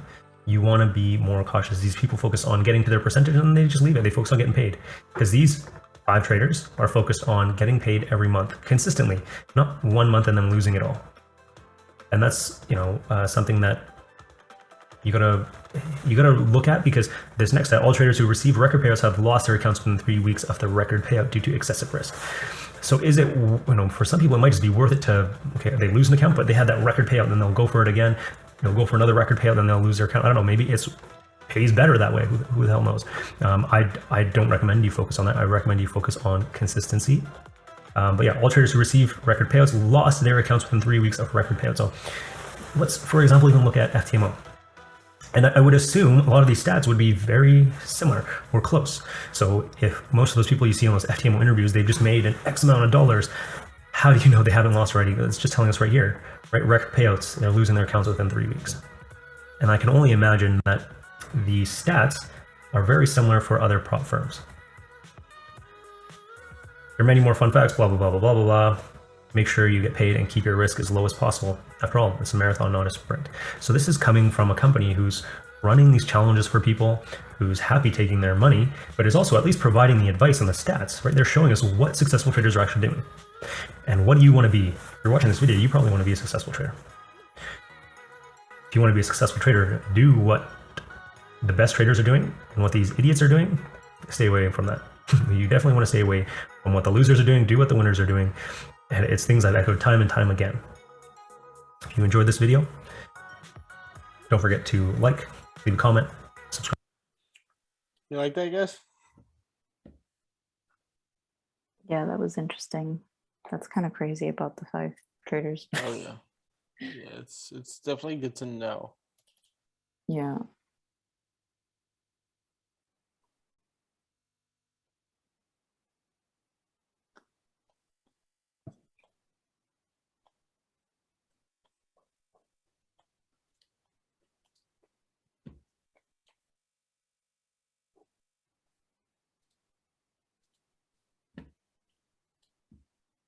All right, so it looks like we're rejecting this level so far.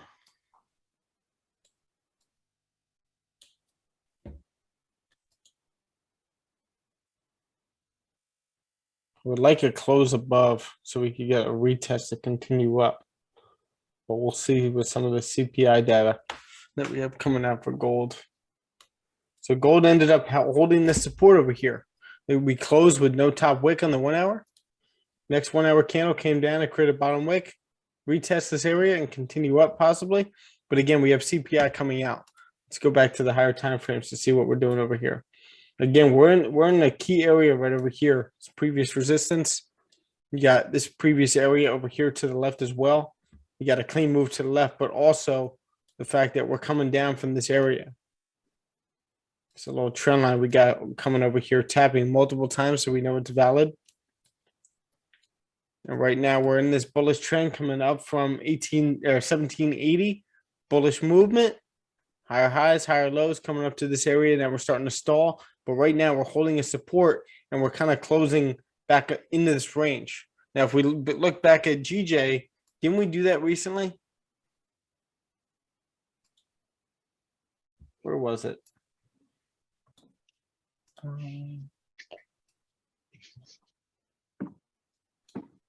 Right here. I believe it was right here.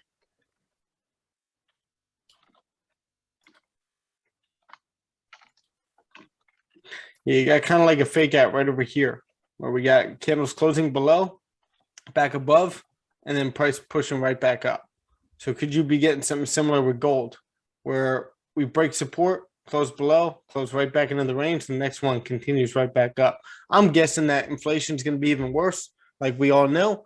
And you're gonna start to see gold rally from here. Yeah, Cat.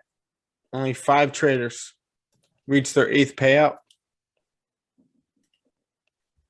Not the best. But again, that's all greed. It's not the market. It's not that the market is too hard. It's that it's too hard to control your mind. He was just saying that most people pass the challenge, then they get their first payout, record payout, then they try to get another one. Right? And they're just getting a little bit too greedy. Right.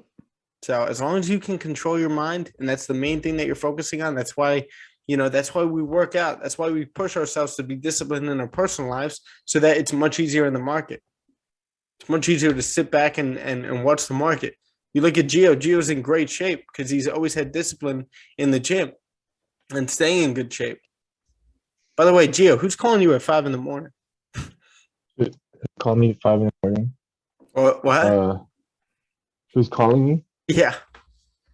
Oh, my guy in the Philippines. Oh, true. Yes. Yeah, my business partner. Yeah. Getting to be nighttime for them, huh? Yep. All right. So we're just waiting on CPI. They're expecting a lot less than previous, which would be good.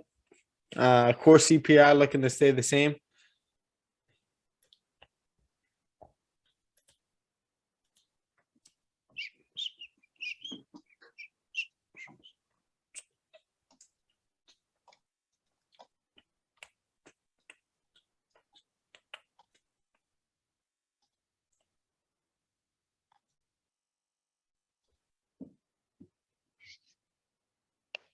What do you think the number will be? The number? Yeah. I think for me, I think it'll be higher. Yeah, me It's too. probably around 0.6 or 0.7.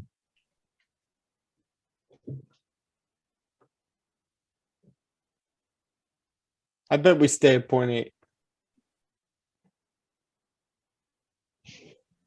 Yeah, I think we'll stay at 0.8. Actually, I take that back because the last 5 months we've never had the same as the previous. And most of the time we've had above forecast. So I'm going to go with 0.6. Watch it's like Yeah. 0.9. That's oh my god. Air shells Biden, they're calling them. Yeah, you see 0.9 in there, it'll be like they're gonna raise interest rate right now. Yeah. Yep. Not 0.25, but 1%. Yeah, they raised it to like 5. The market tanks. We're done. The country's over. Oh.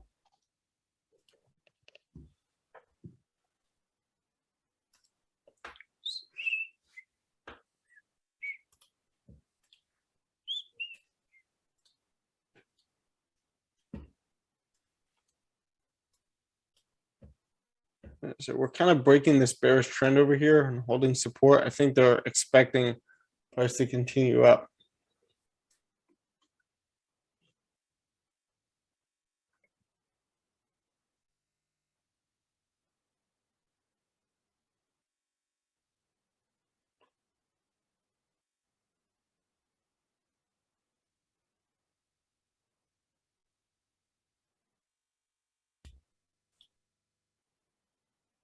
Got to play music again. So Tiff, did that conversation all make sense for you? Yeah, it did. Thanks. Awesome. So yeah, let's focus on that. Like that's got to be the theme for the month and the year is just focusing on your mind and just practice it right now. Like you can lower your lot size a little bit and practice being able to cut your losses short a little bit. And this is where the simulator is going to come in too for you. Because you're going to be able to see a lot more setups in a lot less time. You're going to gain experience a lot quicker. And that simulator is where you can practice that risk management. Like, is it sexy? No. You know, cutting losses short, stuff like that. We all want to make money. I get it. But if you want to be successful, it's just what it takes.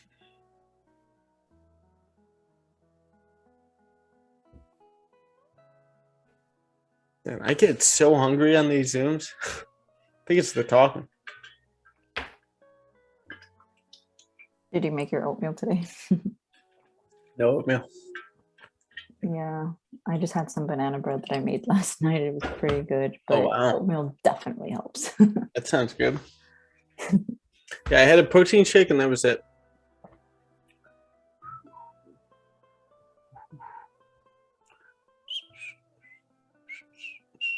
All right, so 8:15. Keep this here. GJ's starting to break up over here.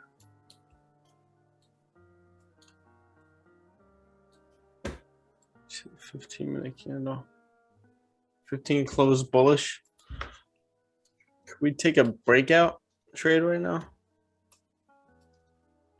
You know There's what? a huge rejection in 15-minute on at 475. 75. 0.475. Yeah. Right here? Like where we're at right now? Yeah. Yeah, I'm actually. I'd rather wait for this to close. And if I missed it, then wait for retracement. So I just entered the breakout right here, anticipating a nice 10 pip move. Stop loss below this 15-minute candle. This 15-minute candle starts flipping bearish. I'm closing the full thing. Only 3.5 pips in drawdown. It's a 9.2 pip stop loss. I'm expecting that spike up. Now, I'll secure most of it and stop loss to break even because I know we'll get a retest. But I'm expecting that volume right now since it's Wednesday. You know, you get some good volume right now. So around this time as well. So anywhere from 8 o'clock to 9 o'clock, we should have some solid push. Morning, James.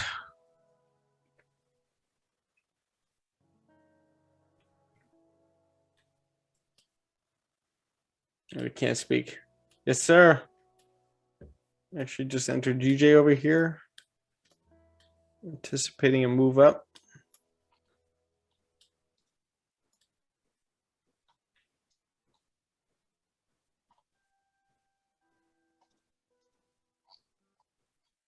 Okay, sounds good. I'd like to break at the 1 hour high. Yeah. 1 hour created this bottom wick already. Passing the high of that candle. Hopefully we can continue right back up. Get a nice push. Am I the only one in this? Anybody else? Or is everyone waiting for the I'm retest? waiting for close. Okay. Yeah, either I'll wait for a 15-minute close above this resistance, or if I missed it, I'll wait for a retracement. Okay. Nice.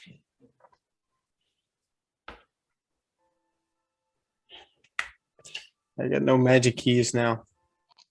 Sucks.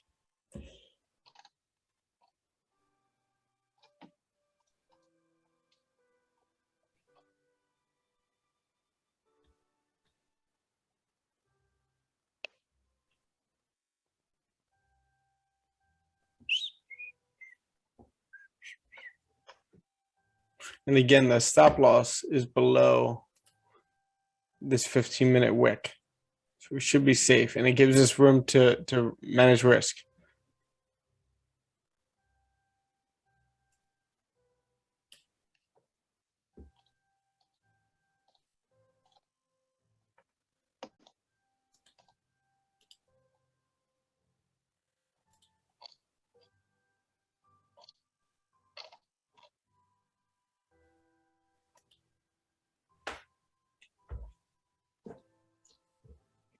We might actually have a positive CPI. Pre-market is showing that. You think we're gonna get a lower CPI? Pre-market is, well, all green. What's all green? Stock market bullish mostly. Oh, pre-market, yeah. Yeah. Yeah, so we'll maybe they're expecting the same. Let's see.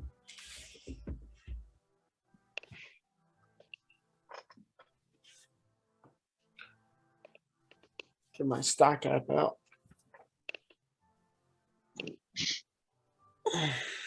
All right.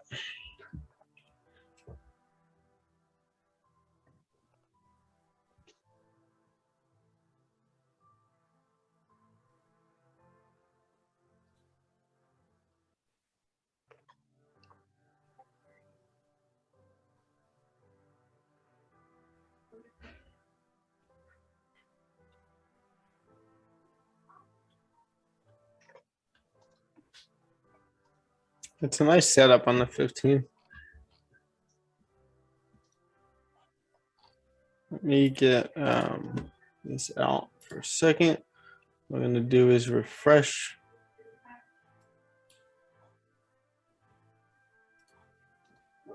I mean, I hope it's better than expected. And then all of a sudden you see GJ just skyrocket. Helps our position.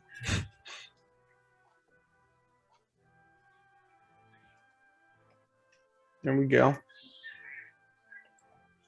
Did my entry make sense to you guys too? Did anyone want me to break this down? Yeah, can you break it down for me? Sure.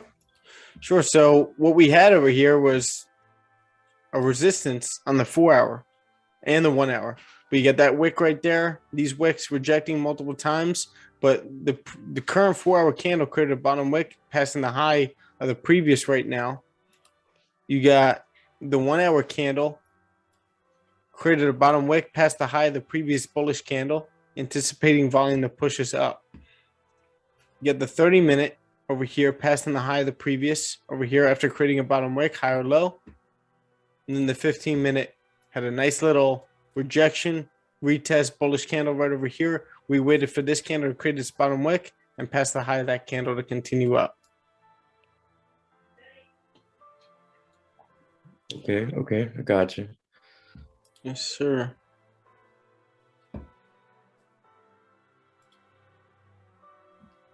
I entered as well. You just now entered? No, Okay. like 2 minutes ago or something. Oh, okay. Near this wick? As soon as it passed that high of the previous, like the previous week. Okay. Yeah. I have a 9 pip stop loss.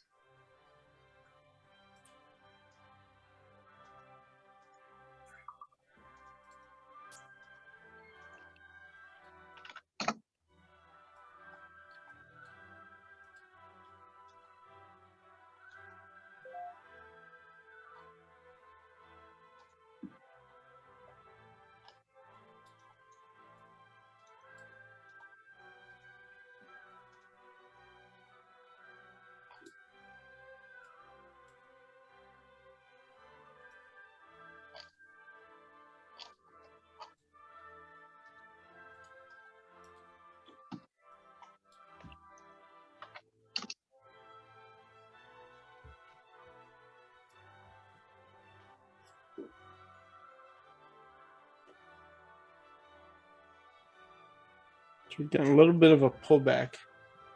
Some epic music. Yeah, my concentrating playlist. If you guys, does anybody want this? I'll send you guys a link for it. This is great for back testing, reading, studying, looking at you, reviewing your journal. Just keeping this on in the background just keeps you focused.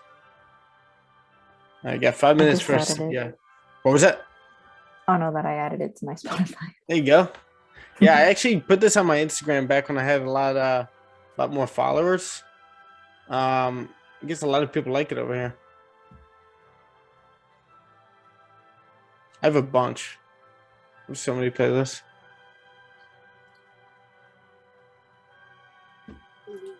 This is actually a really good one if you guys want to get our energy out this morning.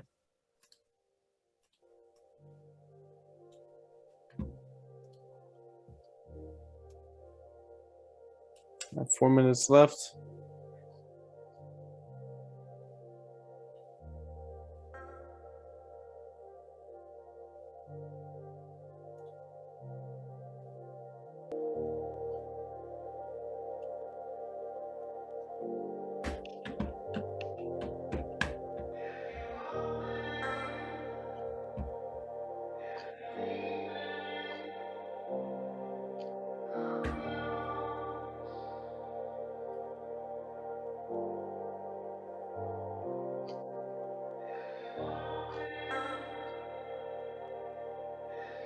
So we're finally getting that close above this 430 level.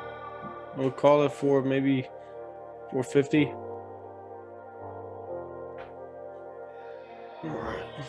CPI data are we getting?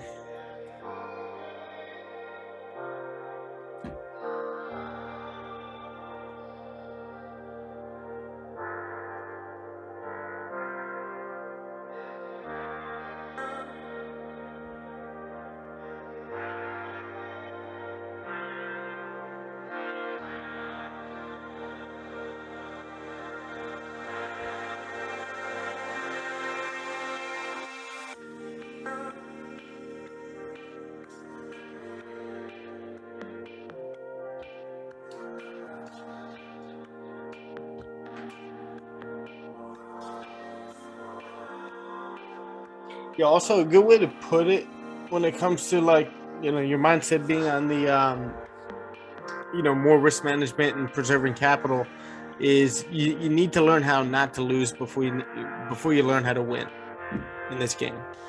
It's very similar to other games, but you just really need to learn how not to lose. Hold on.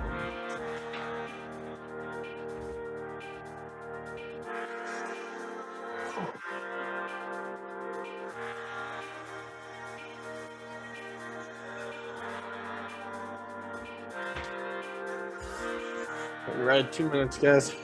CPI.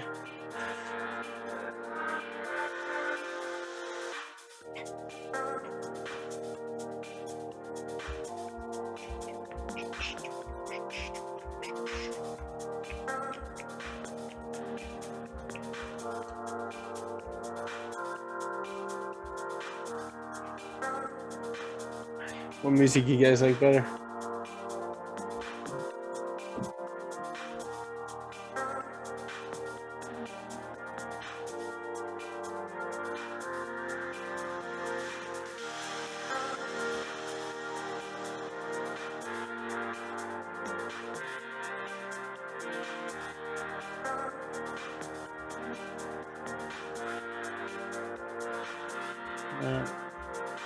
Getting close.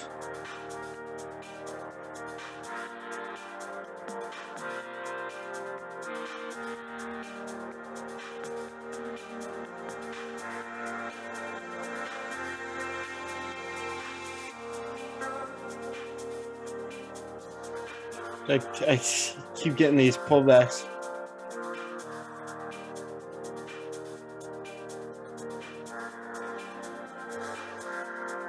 Honestly, don't like that we're in a trade right now. All right. Anybody know what it came out to?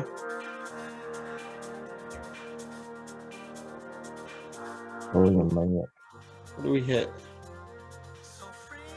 0.5. 0.5. Okay. So we were close.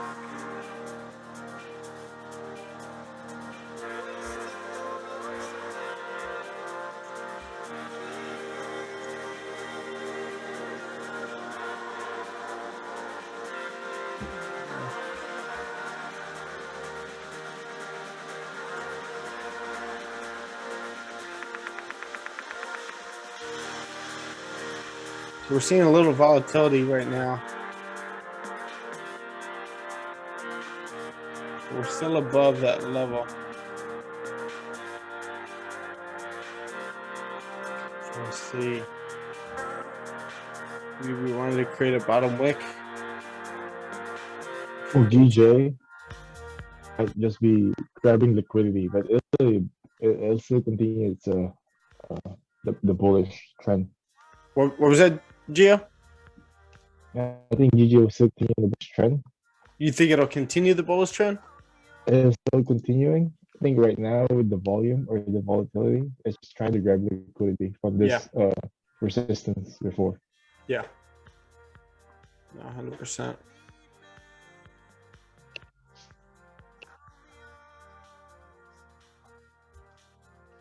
I would just love for it to just skyrocket. We grabbed orders for a second, and now just like take off.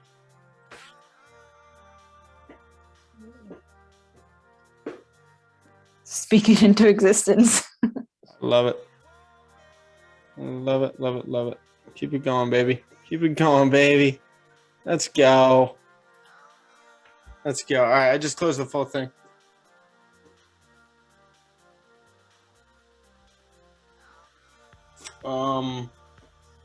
We can't forget. Anybody else? Was anyone else in on that? I forget. Kat was too. Yeah, I was gonna close half, but then I was like, I'm not sure. Yeah. With news and everything, like it could just be a wick. Hold on, guys. We gotta play this real quick.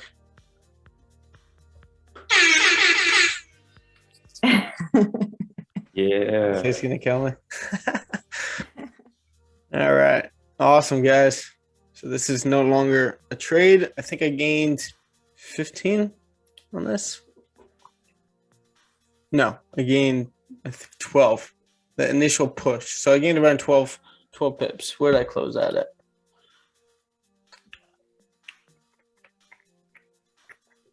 505.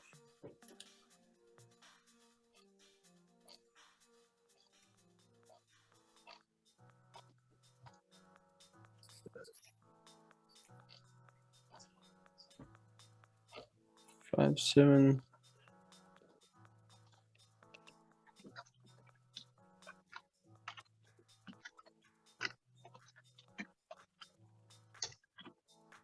So 11.2 pips.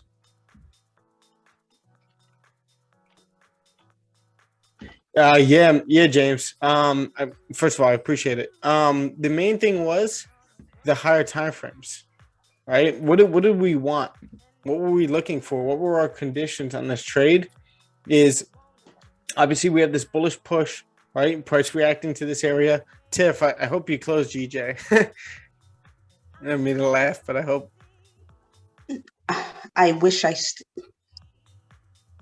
yeah, I closed. Did you? Yeah, I closed. I'm out of it. Okay. I've been out of it for a long time. Okay, good. Okay. All right, that's good to hear. So yeah, we ended up holding this support right over here, retesting it one more time, and then we had this bullish push during New York, right? Pre-New York. Then around 8:15, we start to get that break above on the lower time frames, right? We get that 30-minute close at 8 o'clock. Actually, no, at 8:30, we got that 30-minute close above, but we got a 15-minute close above right over here at 8:15, right? So we took this after this 15-minute candle around, I think 18 or 8:12. We ended up taking this after the 15-minute created this bottom wick and passed the high. I love this little rejection right here, along with the 8 o'clock volume pushing us up, lining up with all our other time frames. So Gio, I'm guessing you missed that one? Yeah, I went totally fine. I still have my runner from yesterday. You still have what? So, the runner? Runner from yesterday. Oh, let's go. It's awesome. Oh yeah. I didn't know that. All right, perfect. That's the reason I was okay missing the breakout trade. So Yeah. I'll be honest, guys. I was getting a little nervous with the news coming out and us being in this trade, not at risk free. But with the good numbers, we were confident. We were just grabbing orders like Gio was saying, and then heading right back up.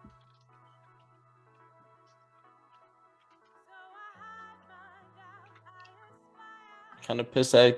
See, if I had magic keys, I'd be easily closing 80%. I would have left the runner in there, but it's all good. wait, what happened with your magic keys? So I'm doing one of the challenges, and with the funded trader, one of their brokers is Nash Markets, and Nash Markets doesn't allow expert advisors with the challenges or with any of their accounts. So I see. what I'm doing is I'm using the calculator. I could put the calculator on the chart because I downloaded it, figured out how to download it onto MT4, and I can open the calc. I just can't enter the trade. Yeah.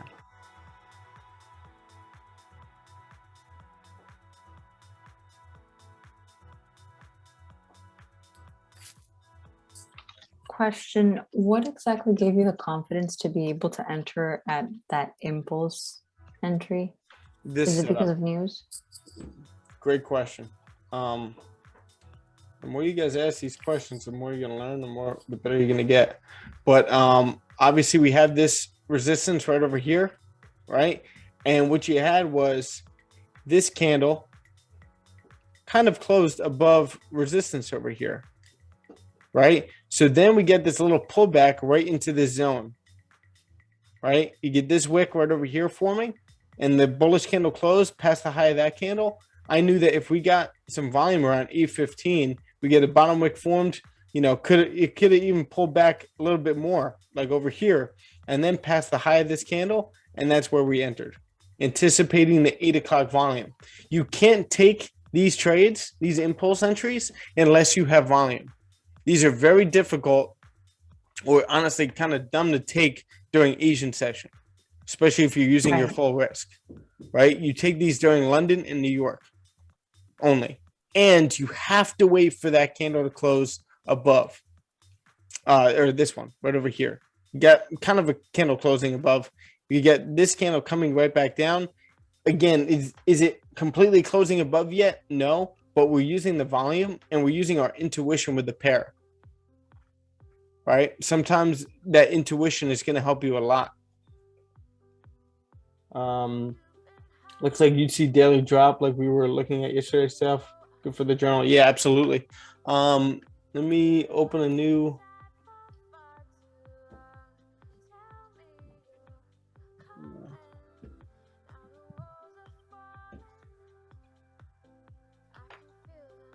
USD CAD. Actually, let me just get rid of USD CAD.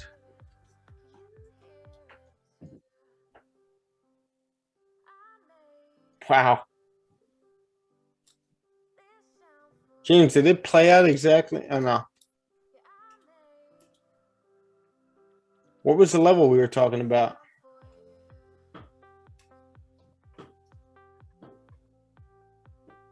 What, over here? Yeah, on the daily. Yeah, what did we say? I said, okay, not on the daily, but the lower time frames over here, that if we broke, I think it was 126,300. If we broke that level, we should be coming right back down to 126 flat. And then, what did I say? 125, 500? I don't know. You got to go back into the video. I think it's over here. If you guys want like a nice little breakdown on a pair,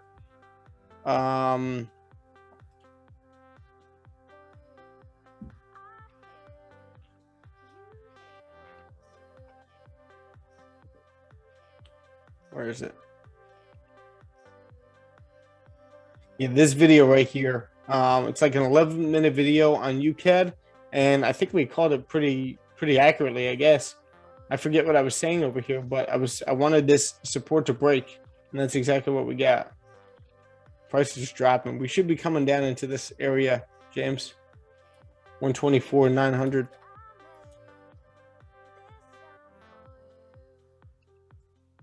Got a fairly clean move, and clean move. Once that weekly flip bearish, we were off to the races. Yeah, man.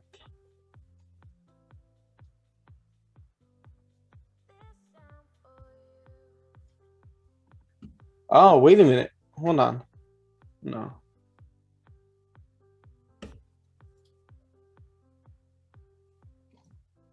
Where was the drop yesterday, Jim? Okay, it was right here. So you would have been stopped out overnight, right? At break even.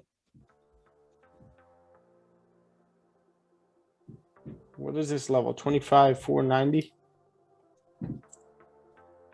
Okay, so previous support over here we have marked off, right? Previous rejection area. If you had stops at break even, sure. Well, that's what you want to do overnight. But price ended up reaching this level. Did you grab this trade right here? I know you were in it. Yeah, 125, 675. 675. Somewhere around here. I like it. You get that strong bearish candle closing on the 1 hour. Now, this is what I was saying last night. Very overextended over here. Then we consolidated a little bit, stay below the 50 EM or the 10 EMA, and then we started dropping over here. We got this close below support, retest, and this candle just dropped to this level over here. And we get the pullback at that level as expected, and then we just dropped. Hold on.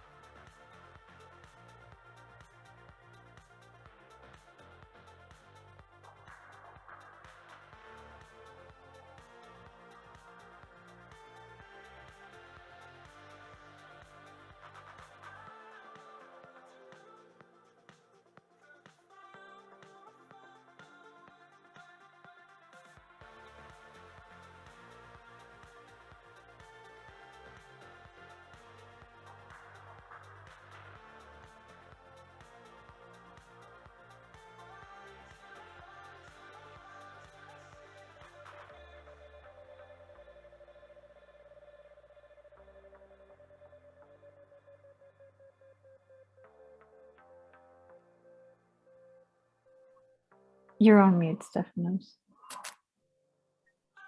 Good call.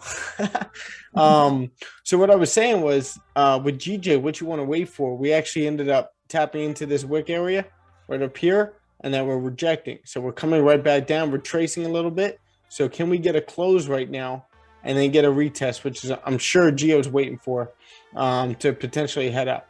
So if we get a clean retest, I may take another re-entry in a little bit to continue right back up and fill this wick. Based on, again, some of these higher time frames, you're looking at them, looking at the weekly over here. The weekly, this candle closed a strong bullish, but at this level, this weekly candle created a bottom wick. Now it's starting to pass this wick up here to continue up. This wick right here are those previous wicks to the left. So we need to pass that. Once we pass that, I think we're filling this wick and heading right for 160. Again, this is all on the heels of the fact that, what's it called? They increase rates, right? So you just use that. Again, the King Kong, the big tuna of fundamentals for any pair is interest rates. So you know if they increase rates, we're going to be shooting up.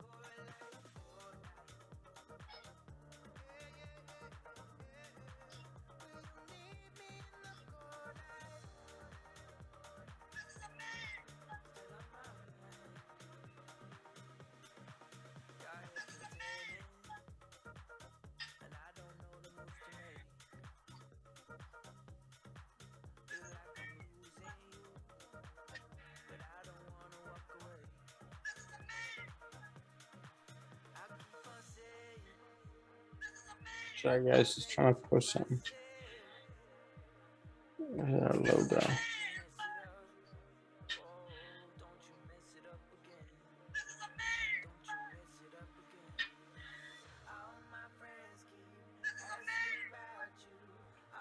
Awesome.